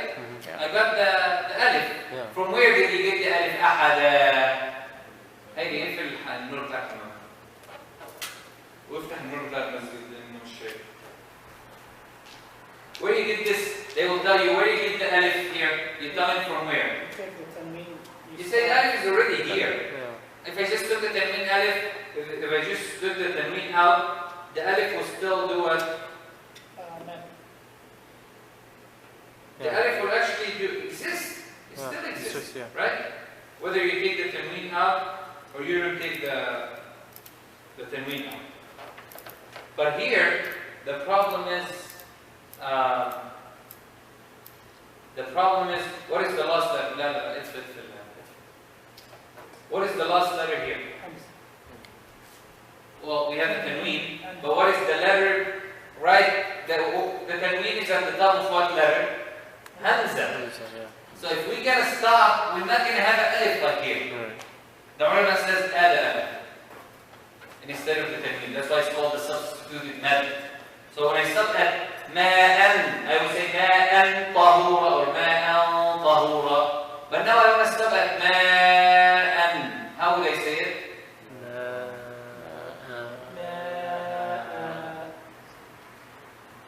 وَالسَّمَاءَ بِنَاءً. But it's originally وَالسَّمَاءَ بِنَاءً. Same here. وَأَنزَلْنَا مِنَ السَّمَاءِ مَاءً طَهُورًا, right? But I'm going to stop now. This tanween, what happened to this tanween when I stop? It's substituted with an alif and it will bring a mad. Therefore, when I stop at ma'an, how will I stop uqad? How would you start at ma'an now?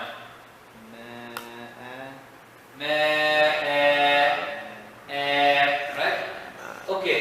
Ma'a, if you now think about it, it sounds like which mad? The one we just took, because the Hamza is before that.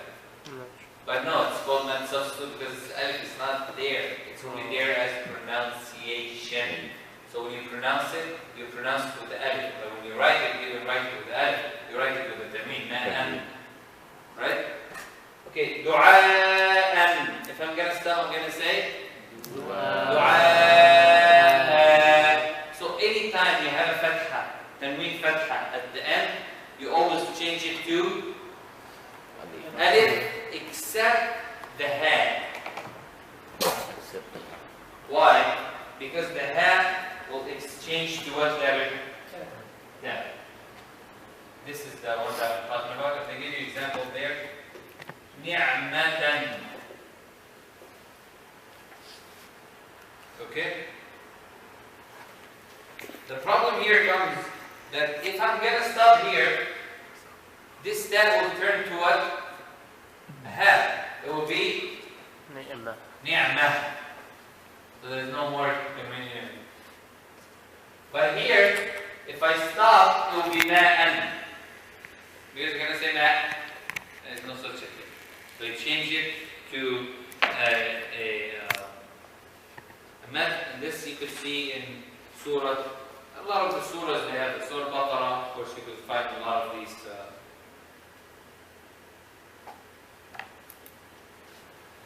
There you go. What is the last vowel here? Tanween, right? If I'm going to stop at it, I would think I have to change it to alif. But this case, what is the letter? Ta. Therefore, the ta would only change to this or that. So I'm going to stop and say وَشَجَرَةً. Now وَشَجَرَهَا. Because شَجَرَهَا means it will actually change the meaning. If you say Shajara means what? Tree. Tree. One. Yeah. Shajaraha means its own trees. So the meaning actually changes. Jannah means paradise or garden. A garden. Okay? طيب. Jannaha. He made it dark. So does it change the meaning if you add alif? Yeah. Yes. Therefore, this is the only time that the fatha tanween would not change to alif. It will change to a ha, because you have a ta. Jannah, فَلَمَّا جَنَّ عَلَيْهِ اللَّيْلُ, meaning when the dark took over. يقول جَنَّهَا,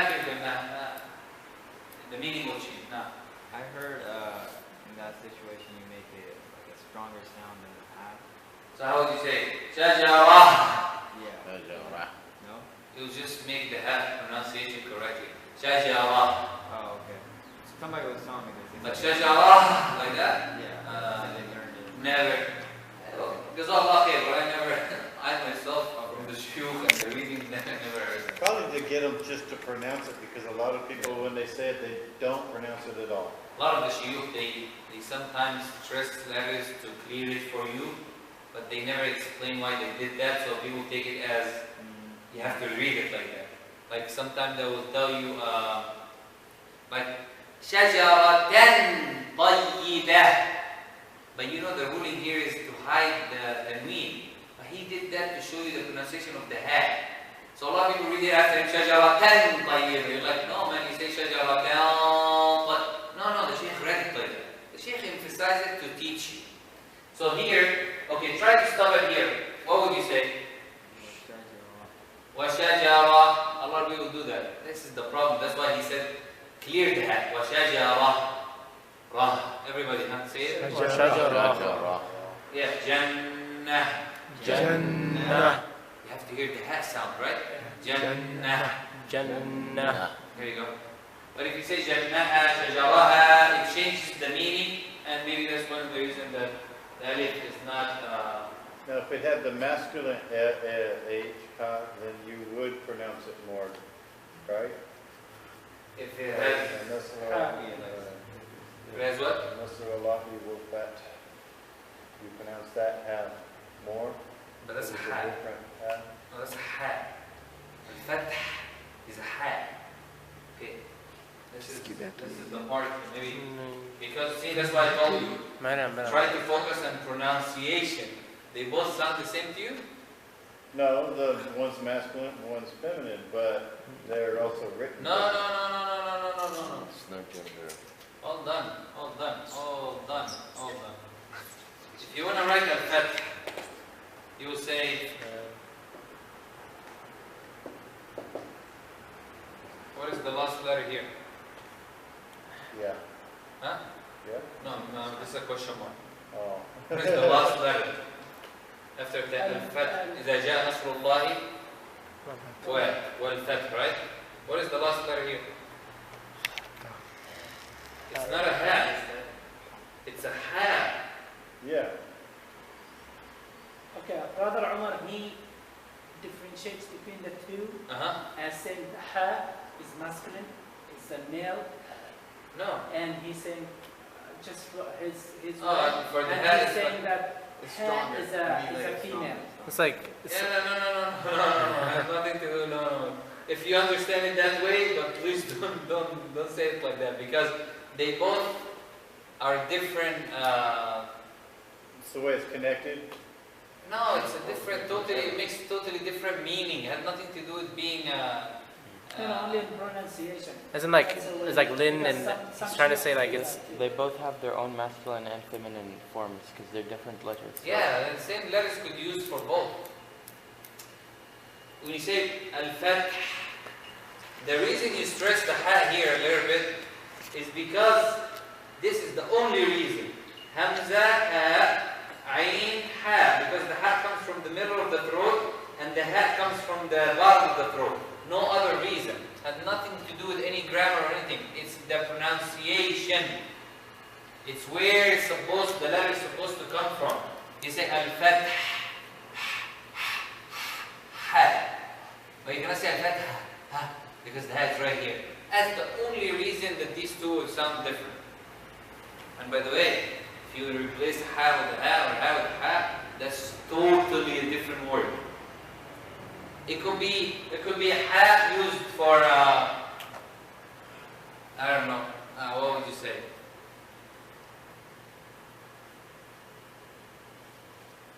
Falah.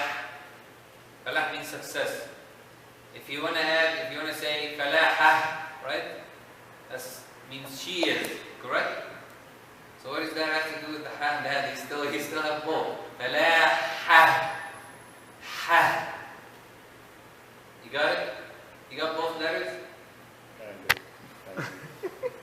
Okay. I mean, The only reason that the ha and the ha, they separate between them in pronunciation is because of the articulating point. The reason that the ha has more stress to it, they say Alhamdulillah instead of saying Alhamdulillah. Okay? Look at this. What does this have to do with this is maybe more clear. Alhamdu. This is a ha, right? Yeah. What does Alhamdu mean? Praise. Praise. Then if you mess up the word, Alhamdu means what?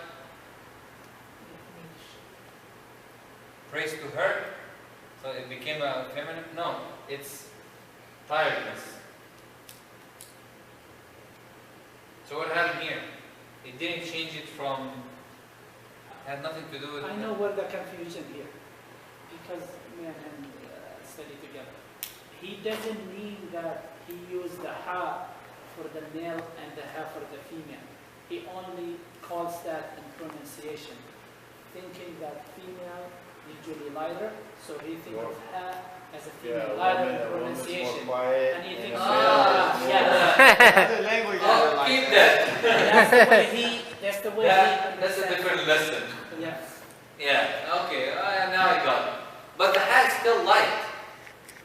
No, to No, him, because the ha is not one of the heavy, yeah. it's stronger Yeah, in the ha- yeah, correct? but They're still- letters of what? Still, the ha is stronger than the ha, right? Yeah, but this is, they both are letters of hands.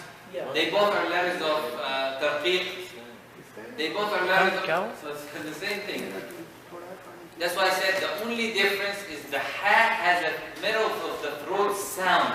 That's the ha has lighter sound. Okay. Okay, the next mat. The next mat is the mat. So we finished the 3 mat.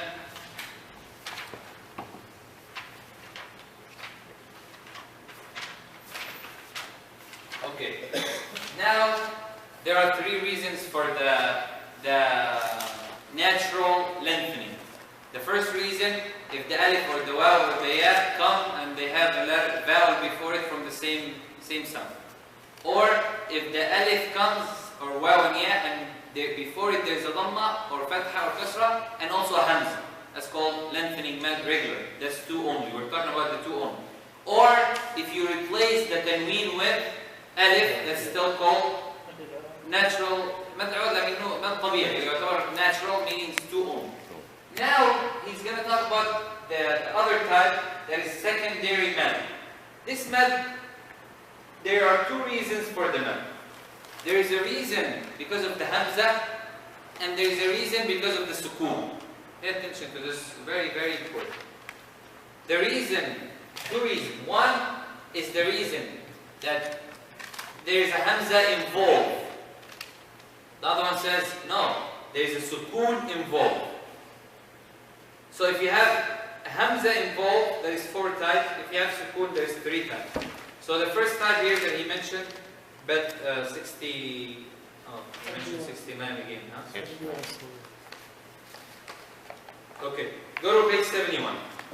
I don't know, the Sheikh jumps somehow. He's not following our book. No, let's go to the,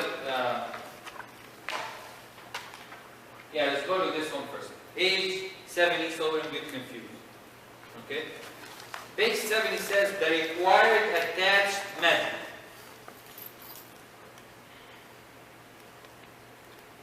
I'm going to make it very easy. This is called the required attached method. What does required mean? You have to extend it. So now we're talking about, we said 4 things has to do with the hamza. This is one of them. Okay? If the hamza, it occurs when a hamza follows a mad letter in the same word. This is called obligatory because all the readers agree that this mad is required. And it's called attached because it comes in the same word. You have to extend it 4 or 5, 4 or 5. You cannot go any less than that. You cannot go any more than that. So what does that mean still? Look look at this.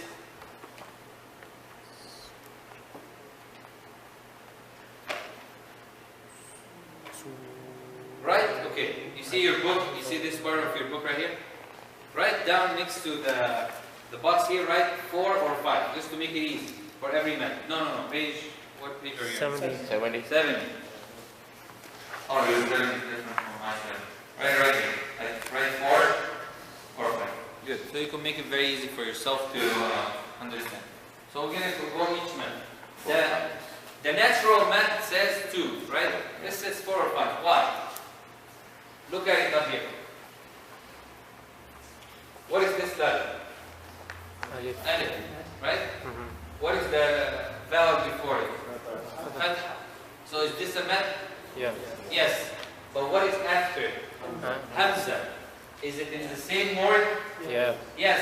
Therefore, this is called the must or the required extended mad.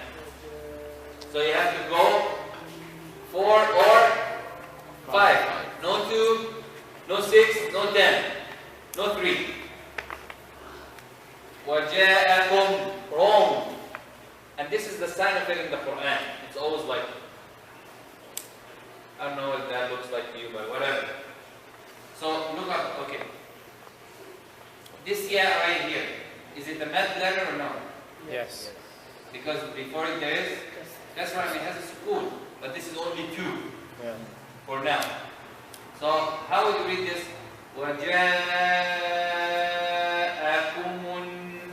النَّذِيرُ. Everybody, go. وَجَاءَكُمُ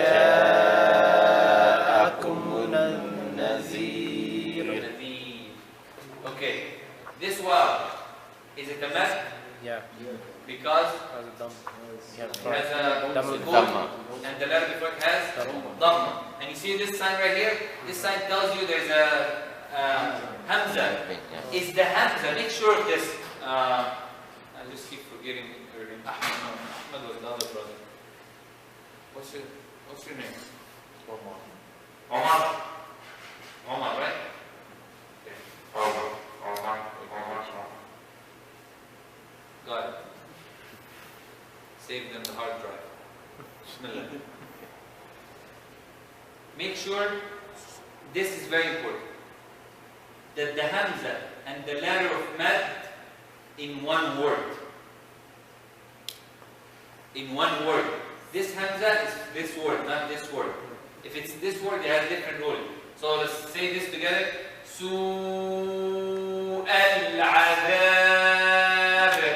Su'al adhab. Su'al adhab. Su'al adhab. Why did I extend this? Because this is an extension. 2 for now, at least 2.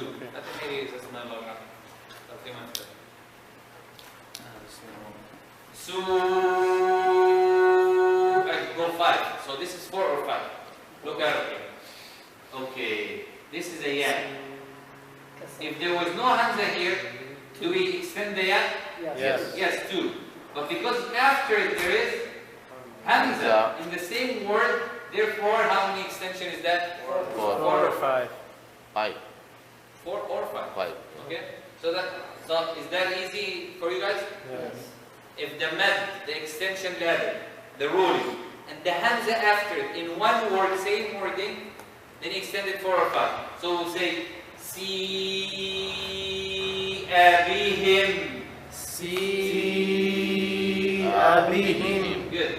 See, you have to continue the a sound and bihim. Si abihim. Si abihim. See, all the reciters, they have to extend this. None of them says, وَجَاءَكُمُ النَّذِيرُ. No. They all agreed that it has to be extended. Hafs says 4 or 5 only. Some says 6. Okay, that's different Qur'an. But for us, 4 or 5. So this is the al-mad al-ish al-wajh. Now you go to page, of course you could read the rest on your own. They're giving you more examples. The Hamza is short, though, it's not, is it a shorter than Yeah. Yeah. Shorter than the alif itself.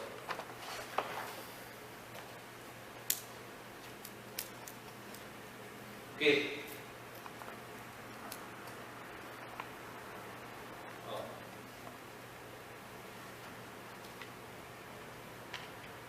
Now we're going to talk about al-mad al-jad. Al-mad al-jad al-munfasil, the separated allowed lengthening. That if the letter of mad is the last letter of the word and the hamza is the first letter of the next word, then this is called jaiz, meaning allowed, or you're allowed to, there's a permissible of short count and it's lengthening with some readers. It's called munfasil because it's separated. Hukmu, the ruling, you could do it 2, 4, 5. 4, 2, 2, 4, or 5, according to Hafs analysis. Maybe I can do it 4 all and be safe, right? Huh? Do them all No, 4. some people don't have the Capacity. breath to actually do all of that. But here, look at this. This is the alif, right? Is this a mad alif? Yes. Yes. You have to lengthen it somehow because before it there is Dam. fatha, correct? Yeah. But the hamza after it comes where? The next one. In the next word. In the next word. They're not connected. That's why you could say bima unzil, bima unzil, bima unzil. 3, 2, 4, 5. Whatever you like. Which one would you like? Whatever. Okay. It's up to you. But, okay, let's go on here first. Okay, this alif is extended alif or no? Yeah. So how many is that? 2. 2. Why 2? Why you can't go 4? It's, Why you cannot it's go natural. 4? It's natural. Because natural, yes, there is nothing after it or before it. There is no hamza here or there, so we're okay. And there is no sukoon involved. The waw here is extended, right? Yeah. But then you have hamza in the next word. Even though some people say, but this is not the last letter. No, it is in pronunciation. Because that doesn't pronounce. Same thing here with the ya before it, but there's a hamza. Bima unzil. Bima unzil. قالوا آمنا. قالوا آمنا. Kareema. Yeah. Give me all the extension that exists here and tell me the meaning of it. So let's start one by one. This is called natural extension. Yeah. This is called Extend. what is it called in your page? Separate allowed lengthening, right? Yeah. So it's separate allowed lengthening, meaning it's separate, Mm-hmm. allowed to go 2, 4, 5. Lengthening is the mad. Okay. Do you have mad here?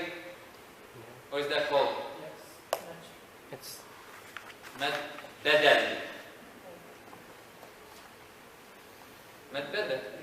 Replacement, separate. right? Okay, because so you extended how many this one? 2. 2. Do you have one here? Yeah. You extended how many? 2. 2. So read it. قالوا آمنا. Where is this? Where is the 2 here? Yeah. 2 means, that's why a lot of people get confused because when they say they think they already got it. قالوا آمن not آمن 2, at least 2.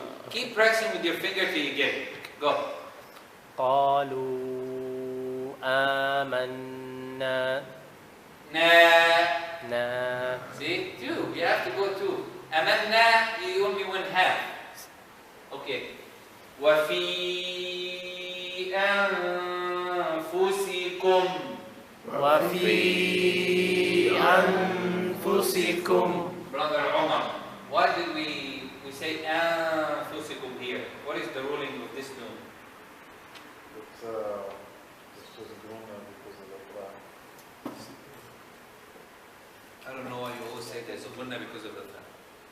Because it's No, there is no gunna.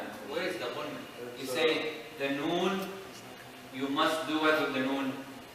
Hide it, not pronounce it, ikhfa, because it's followed by fa. This is the rule. Not you do a gunna. Gunna comes natural with the noon.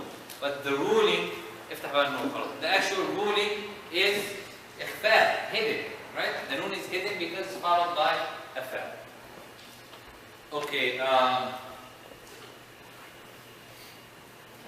look at this one, and look at this. Yeah, okay. This alif, is it the mad alif? Yeah. Yes. Right? Yeah. What is after it? Hamza. Hamza, in the same word. Look at this. Alif, before it's fatha, after it Hamza, same word. So which mad is that? Required. Huh? Wajib. Wajib. You have to because it comes the mad and the Hamza in the same word. This is not true. Lay out, man. Or what? Huh? Because yeah, harf nida and Because this is originally written like this. Ya ayyuha. So it's not required mad. It's the one that they come in separate words even though they are written in the same word. Because that's how it's supposed to be.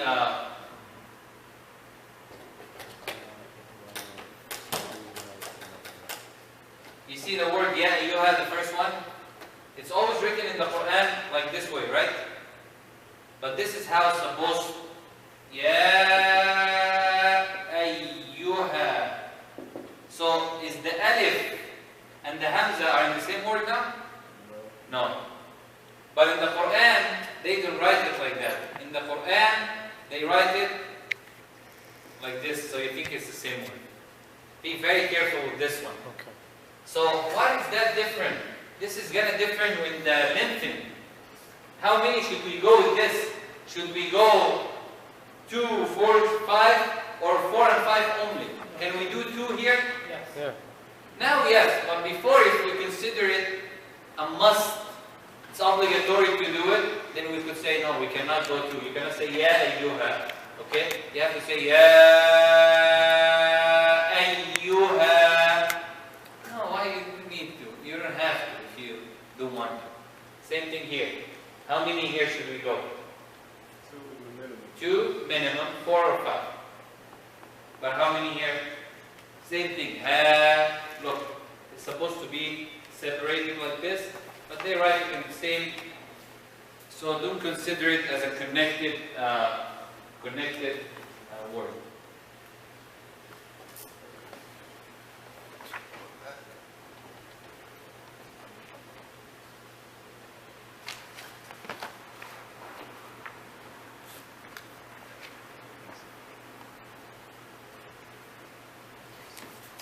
Okay, what about this one? This is the ha, even though it sounds like a ha, like yeah, but it's part of the word. Because ha umu is one word, so this is a must extended how many? 4 or 5. 4 or 5. No. Okay, this is the sign in the Qur'an for the extended mad. Anything that has to do more than 2, like 4, 5, or 4, 5, and 2, 4, 5, they write it this sign to make it easy for you. What about the other sign? It's just like this. Wavy. Yeah, wait. Yeah, that's So what we is that do. the same thing? This is the next. Okay. This is the one that. Okay, mad al-sila. Let's take mad al-sila first.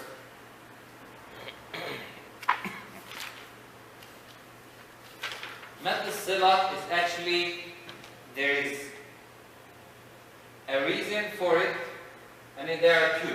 مد الصلة هو صلة الهاء الضمير بواو إذا كانت لا مضمومة وبين كانت كسرة بشرط تقع بينهم. Okay. This ha innahu. Innahu. Is there any hamza after it? No.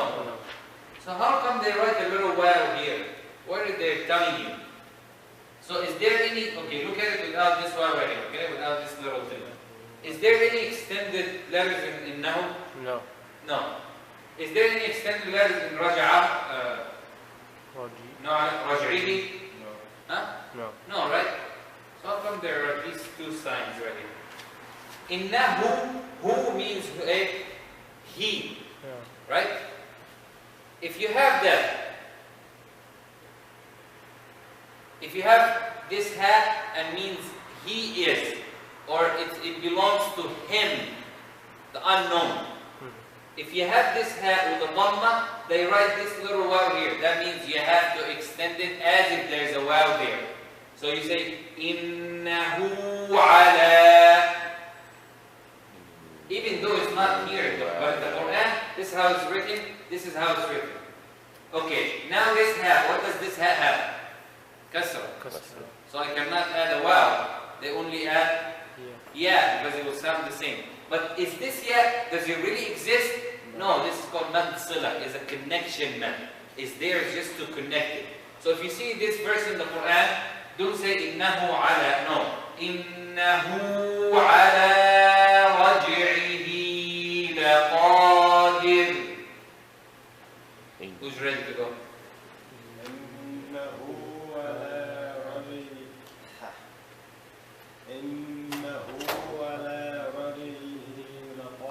You didn't extend the second one. Raj'ihi, you said it correctly, but you forgot there is, when the hat has a kasra, they write this little thing for you that looks like a ya. It means you have to add a ya sound. Raj'ihi, he too. And in Mad Sila is only two. If this is the case. If it's not followed by Hamza, it's only two. So go.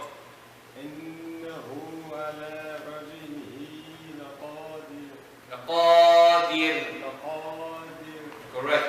Who's ready to go? Innahu ala raj'ihi laqadir. Only two. Don't go more than two with this one because you will have the same ruling. If there's a Hamza after, this is the one you could go more. Go. Innahu ala raj'ihi laqadir. Good. Ready. Oh.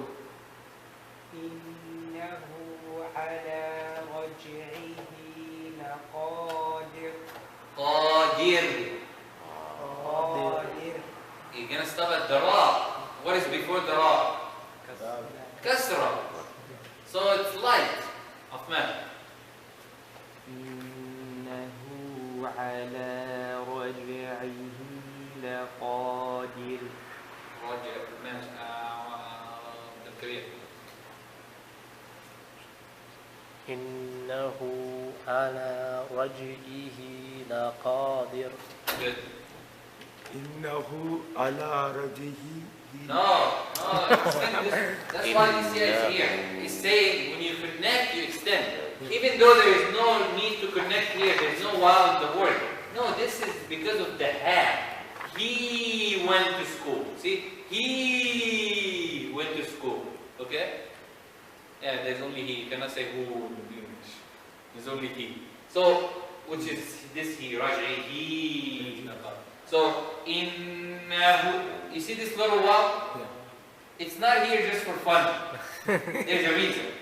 It's not part of the word. They cannot add it to the word because it's not. It's just a little waw, not even a big waw. Tiny little waw. But it's telling you something. Telling you to do what? Extend. To extend it how many? Two. Two, because there's no Hamza after. Now.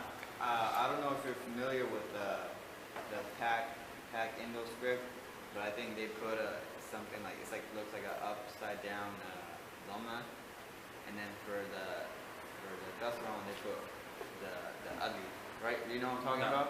I can't even connect that. The same. Okay, same thing. Same. Unless they write one wow and the other one is upside down. That's different ruling. That's a tanween. Yeah. But they're telling you to do izhar. That has different ruling. But if it's like that, it's separated, yes. So again, extend. Go ahead. إنه على رجعه لقدير. لقادر. Now, good.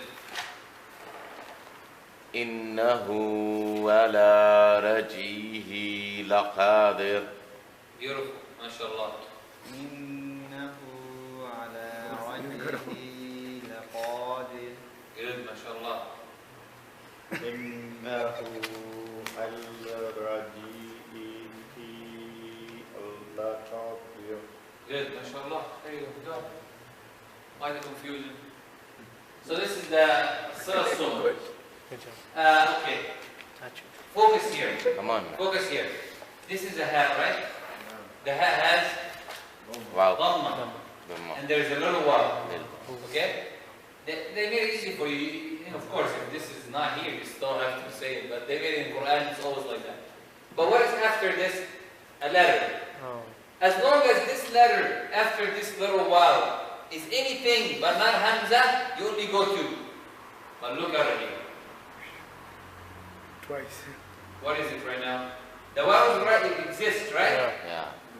But after it there is, that's why they add on the top of the waw this vowel that looks like the other one. So they're telling you that this one has to be extended more than the إنه more than innahu ala raj'ihi. This has to be extended 4 or 5. Same as the one if you have the same word. So يحسب أن ماله أخلده, right? who knows ويل لكل همزة لمزة الذي جمع مالا وعدد وعدده. يحسب أنه ماله That's the أخلد. problem. أن ماله أخلده. Wrong. ماله أخلد. 4 or 5. A lot of us read it. يحسب أن ماله أخلده. Hey, where are you going? There's only 2. But you have a ruling here that says this ha, which means he, ماله, his money. And then you have a Hamza, and they already gave it to you. Subhanallah. Wallah, the old ulama, old days, they didn't have any of this good stuff that we have now. They knew it by heart. They have to read it like that. They didn't write for them, oh, a little well, in the top there is this. The only thing left is to actually make a Qur'an. Oh, they did actually. To read for you. They did. I don't know. That's it. No, there's one left. To actually make an equipment in your mouth Yeah. that reads for you. That's it. Yeah. Correct is me. I don't know, maybe that would make that a while. Or a Quran that if you touch, you will get it correctly. I don't know. In classes you can look at the Quran in it if you want. They haven't had the Quran, but there are classes that you can read. And then hook it here and pray. So we're gonna be having that very soon with Taraweeh. Have you seen the app that you put in your iPhone, put it next to you in the pocket, and read, and will follow your ruku' and sujood and say you missed ruku'. There you go. I think people are gonna be doing Hajj on the internet soon. Just a lot In of Pakistan, they have a mini one, so you can just. Oh, it's not. It's still, inshallah, the Quran will not get to that level. Okay? Quran, you still have to learn it from somebody. Yeah. It can't be. For the poor There's people. no. Even those people who have the Quran that reads for them, it's still very, because you're gonna be reading by yourself. You won't have this. So let's read it again. يحسب أن ما. See, ما. Don't forget that extension too. ما له أخلده. يحسب أن ماله أخلده. 4. None of you went 4. Everybody went 2 and got lazy. Again, يحسب. يحسب أن No. He's right, and he's right when they say and. There's a gunna. Okay, today is the day to collect everything. The final. يحسب أن ماله أخلده. يحسب أن ماله أخلده. Good. فلينظر الإنسان إلى طعامه أن صببنا. The ha has a kasra, right? And then you have this little sign, and then a hamza. You say فلينظر, of course the SS. فلينظر الإنسان إلى طعامه أنا صببنا. Okay. So let's just try this. إلى طعامه أنا. إلى طعامه أنا. Now the Qur'an sounds much better when you go إلى, and it gives, like, who was complaining? Brother Umar. He's complaining about, and what's his name? Didn't show. He was complaining about the because Arabic is not the first language. Like even if Arabic is the first language. But to actually bring all the words next to each other without making a mistake. The only way to do that if you do the extension correctly. Because this gives you enough space to actually move from a word to another. Look at this. إِلَى طَعَامِهِ أَنَّ. For me even it's hard to say. If you don't do the extension. But look at إِلَى طَعَامِهِ. See? It's giving you time to actually move between the words. Now try to say it all together. إلى طعامه. No, all together without the extension. إلى طعامه.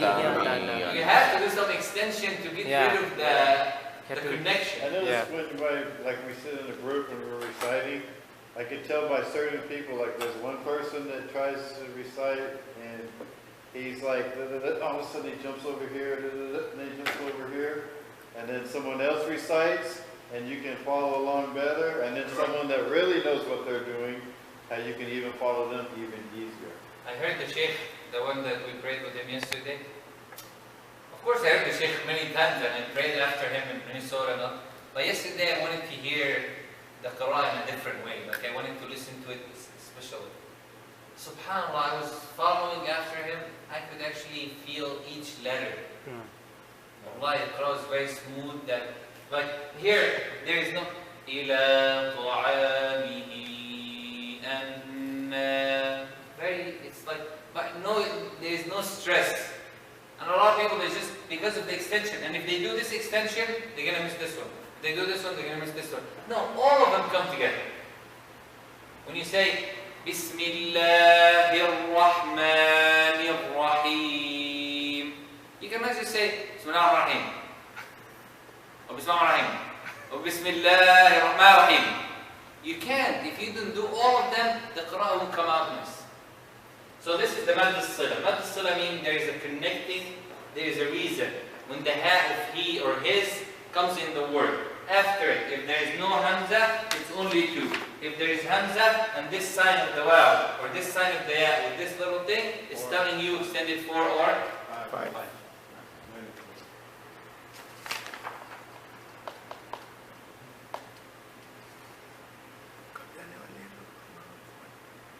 Oh yeah, this is important. Okay, this is in a case of a connect. Dawood, stop at this word without connecting. How would you say it? How would you say it? You just stop at who? I want you to stop at the first word. Okay. Malu.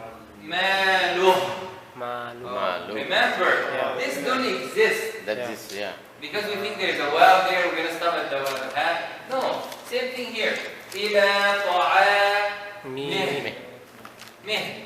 There's no mihi, mihu. No, we start, we bring it back to a school. Continue, we start adding this ya sound, this waw sound. Okay? This is a very important part to notice in the Quran.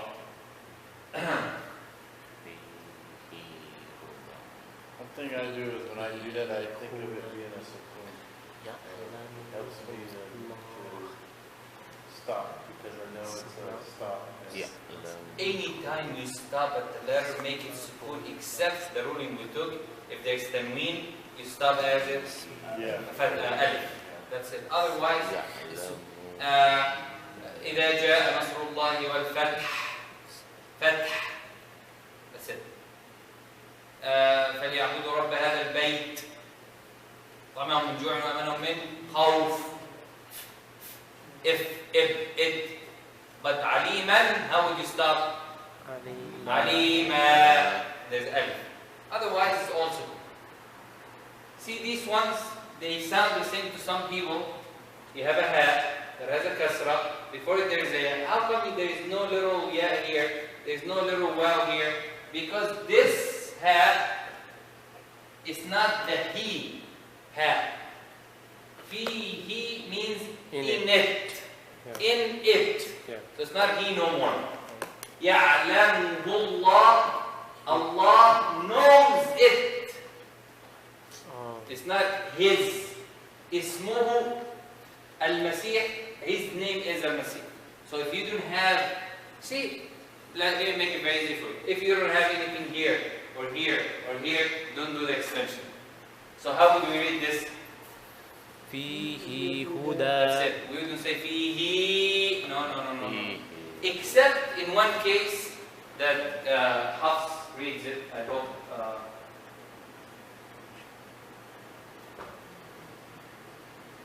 Yeah. Except this word in the Qur'an. Write this down in your note. This is the only verse in the Qur'an that Hafs actually would do the extension, even though fihi means in it, but Hafs would actually read it. وَيَخْلُدْ فِيهِ مُهَانًا. Surah Al-Furqan, verse 16. What page are we on? Huh? What page are we on? What is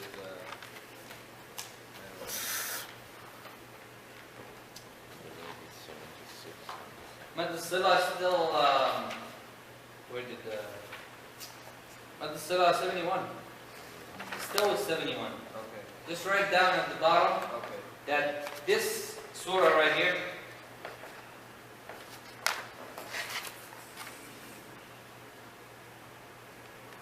Video chat. Was it here? this verse right here, Told us this word fihi means what? inside. In it.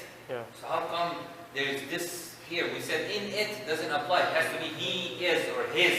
Yeah. They say this is the only exception in Hafs Qira'ah. He still does that. Other Qur'an they don't. But us, when you read it in Surah Al-Furqan, وَيَخْلُدْ فِيهِ مُهَانًا. Read it. ويخلد فيه فِيهِ مُهَانًا. مهانا. Okay, go one by one. Huh? ويخلد فيه No, وَيَخْلُدْ is ضمة سكون. ويخلد فيه مهانا. نعم. ها. ويخلد فيه مهانا. فِيهِ مُهَانًا.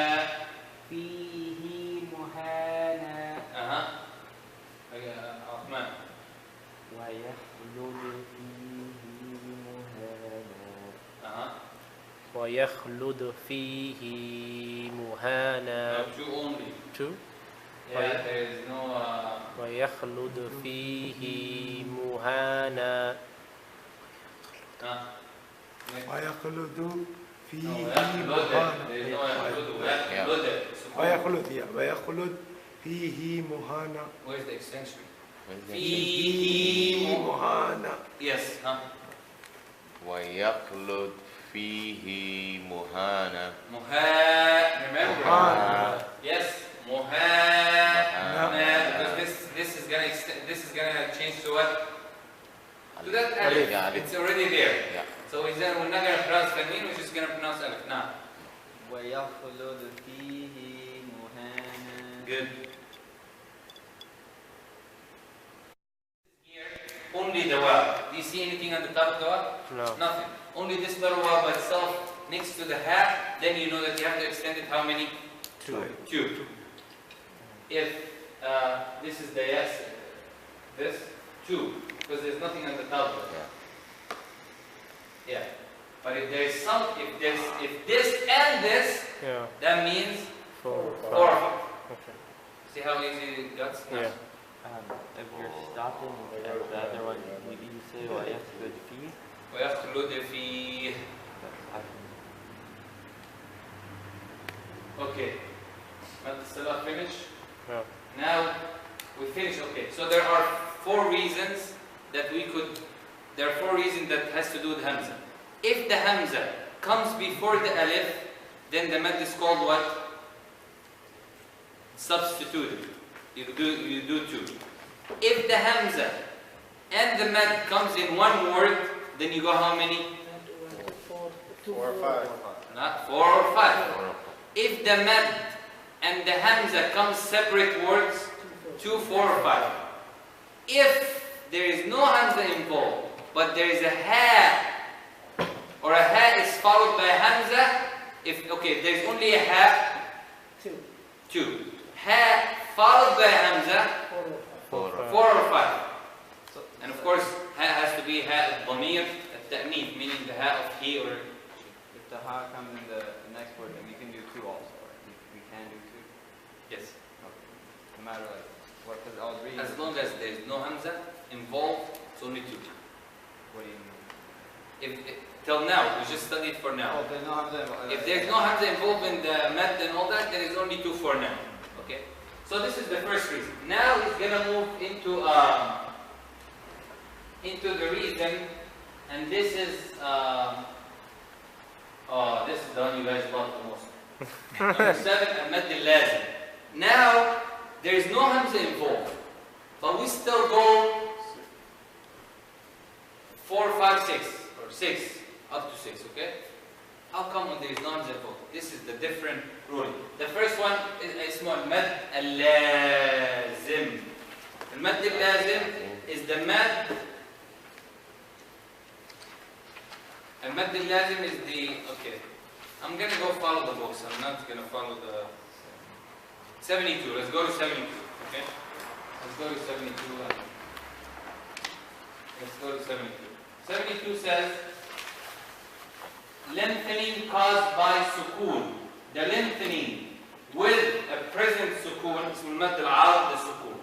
That the mad will occur when there is only one letter after it, after the mad, and that last letter ends with a sukoon. Whether you continue or you stop, the ruling of that, you could go 2, 4, or 6. What do I mean by that? Here's what he means by that. Page 72. Look here. If the letter of mad, we agree that this alif is mad or no? Yes? Yes. If the letter of mad is the last letter before the last, so there's only one letter after alif. If this letter right here has a sukoon, it's not hamza, It's not hamza. But it has a sukoon, or it will have a sukoon for a reason, then this is called mad 'arid al-sukoon. It occurs because of the sukoon. How is that? Let me tell you one thing that you have to know first.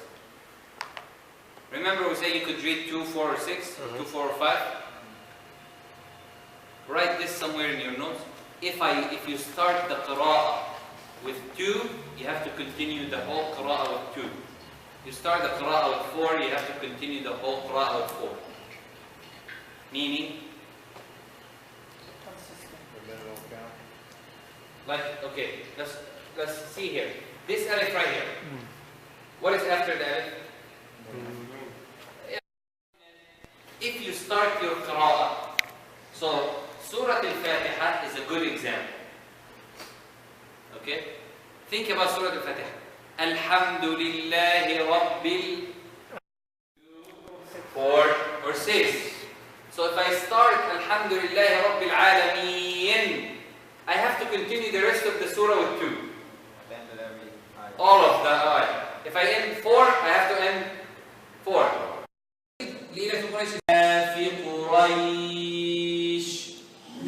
إِلَى فِي قُرَيْشٍ. So we did what? 4. We have to continue 4. إِيلَافِهِمْ رِحْلَةَ الشِّتَاءِ وَالصَّيْفِ. إِلَافِهِمْ رِحْلَةَ الشِّتَاءِ وَالصَّيْفِ. Why did you extend the shita to more than 2? Oh. Think about the word ashita. It's 4 or 5 because it's mad, wajib, muttasil. Yes, because you have the mad and the hamza in the same word, right? So ashita was فَلْيَعْبُدُوا رَبَّ هَذَا الْبَيْتِ.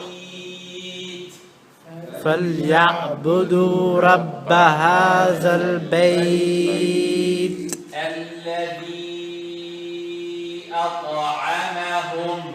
الذي أطعمهم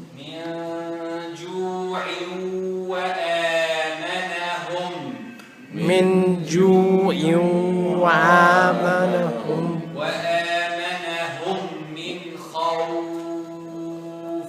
فآمنهم من خوف.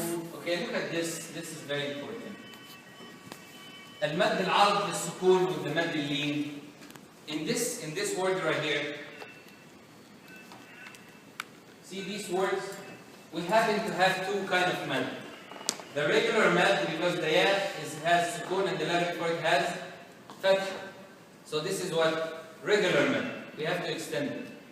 But we have a sukoon after it, so it makes it arad sukoon. It happens to be sukoon after. So which one should we do? The two or the one for the sukoon? The ulama says, and this is the chart like this, write it down. Here you go. The chart says, if you start the regular one, this regular sukoon one, nasta'een, al-mustaqim, all these ones, 2, then you do this mad 2. If you start the other one 4, you could do this one 2 or 4. If you start the other one 6, you could do 2, 4 or 6. So look at it. لإيلاف قريش, that's 2, right? إيلافهم رحلة الشتاء والصيف, 2. فليعبدوا رب هذا البيت, 2. Okay? I keep going how many? 2. But what if I read Alhamdulillahi Rabbil Alameen? How many did I do al-Alameen? 4. Therefore, if I read Ila fil Quraysh after, I have the choice to do it 2 or 4. Because I did al-Alameen 4. But what if I did al-Alameen 6? Alhamdulillahi Rabbil Alameen. Oh, I know. Then you do this one, Ila fil Quraysh, 2, 4 or 6. Okay? That's something extra to know, but just know how many each one. Okay, now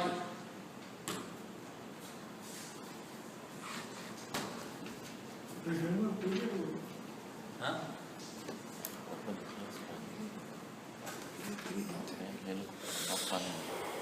Yeah, that's meant the lazim. I don't know if we're gonna be able to.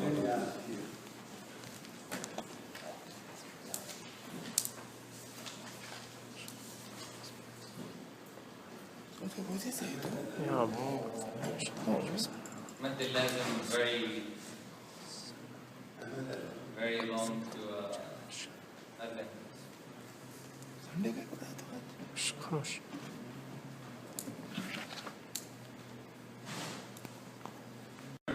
If you stop at the letter, the sukoon happens to be what?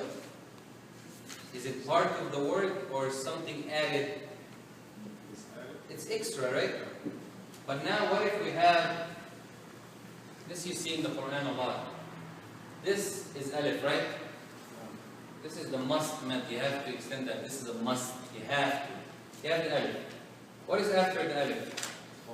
No, forget the letter. I mean, Shad. Huh? Shad. No. What is the shad actually is? Sukoon. Right? If we write down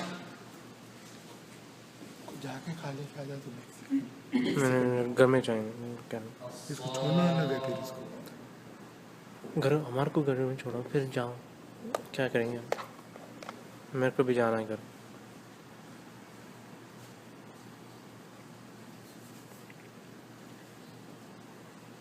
If we write it down, we would actually write it like this, right? Isn't that a safa? Yes or no? Yeah. That's originally, but then they say, instead of writing 2 kha, 1 with sukoon, why don't we just make 1 kha and make shadda instead of sukoon to make it stress? So if we think about this alif is a letter of mad, right? Yes. Extended. But after it there is sukoon.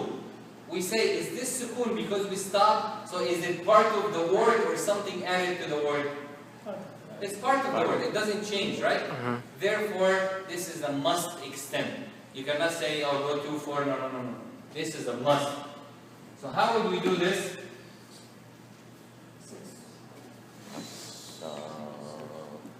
So, yeah, but I just want you to focus on the. You have bali. What is the next one here? Huh? No. What does the lamb have? See, you're looking at the kasra. Huh? Sukoon. So exactly, it has sukoon. Correct or incorrect? Yeah. Okay. What is the one after atuha? This alif has. Okay. Anytime you see a shadda after the alif, think about the sukoon. So let's say it in a way there is a shadda. There is shadda. Then this wow, what is after it? Shadda, sukoon. This alif, sukoon. There is alif before it. So we say, how would we pronounce this? This one will be 6 vowel must. As-sakhah. And remember we have the number. The number is what? Raising your voice because the shadda. As-sakhah. Sakha.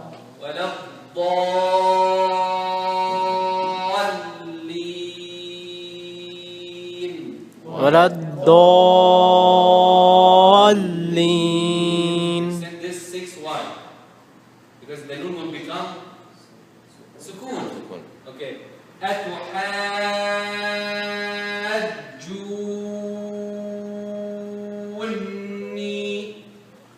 أتحاجوني.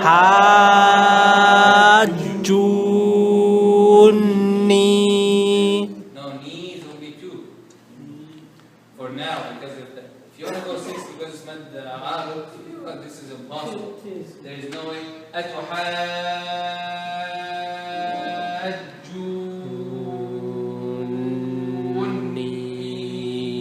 في الله. Good. If you can, go ahead. Okay. This alif is followed by sukoon, right? Clear sukoon now. So how many we extend? We say, oh, all done, but this has 2 rulings. There is a Hamza before it. So should I do 2 because this Hamza, or should I do 6 because of this sukoon? You have to pick 6. Now, why did you pick 6? Somebody else could say, see, this alif right here, this alif doesn't have a Hamza before it. No Hamza. No Hamza, so we're safe. But in this case, how many, okay, if there was nothing after this, how many would you extend? 4. No, 2. Remember, Hamza before alif, 2. After alif, 4. But now we have a sukoon after the alif, so we're supposed to do 6. It's a must. So we're confused now. Should we do 6? And then you have this Hamza before alif, which is for sure 2, right? This doesn't, but we have a sukoon after it. Again, we're going to stop. So which one do you think, Baba? Should we take the 2 in all of them or the 6 in all of them? Remember, this half of the word right here, Hamza, alif, sukoon. A big problem. 2 and 6, which one we take? And then you have Hamza, alif, sukoon. The ulama says you always, which one is strong, 6 or 2? 6, therefore we'll go 6.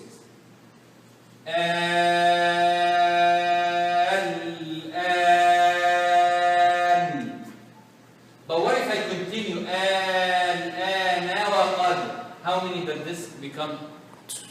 2 only, because this is going to be fatha. And you have Hamza alif 2, but because if you stop, there will be sukoon, so you have 6. So the 6 overcomes the 2. This is in real life. 6 overcomes 2.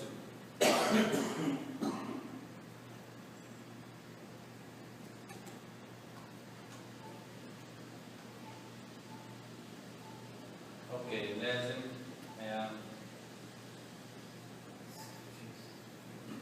Okay, inshallah. Yeah. Inshallah, we'll talk about this is the last thing in the thing.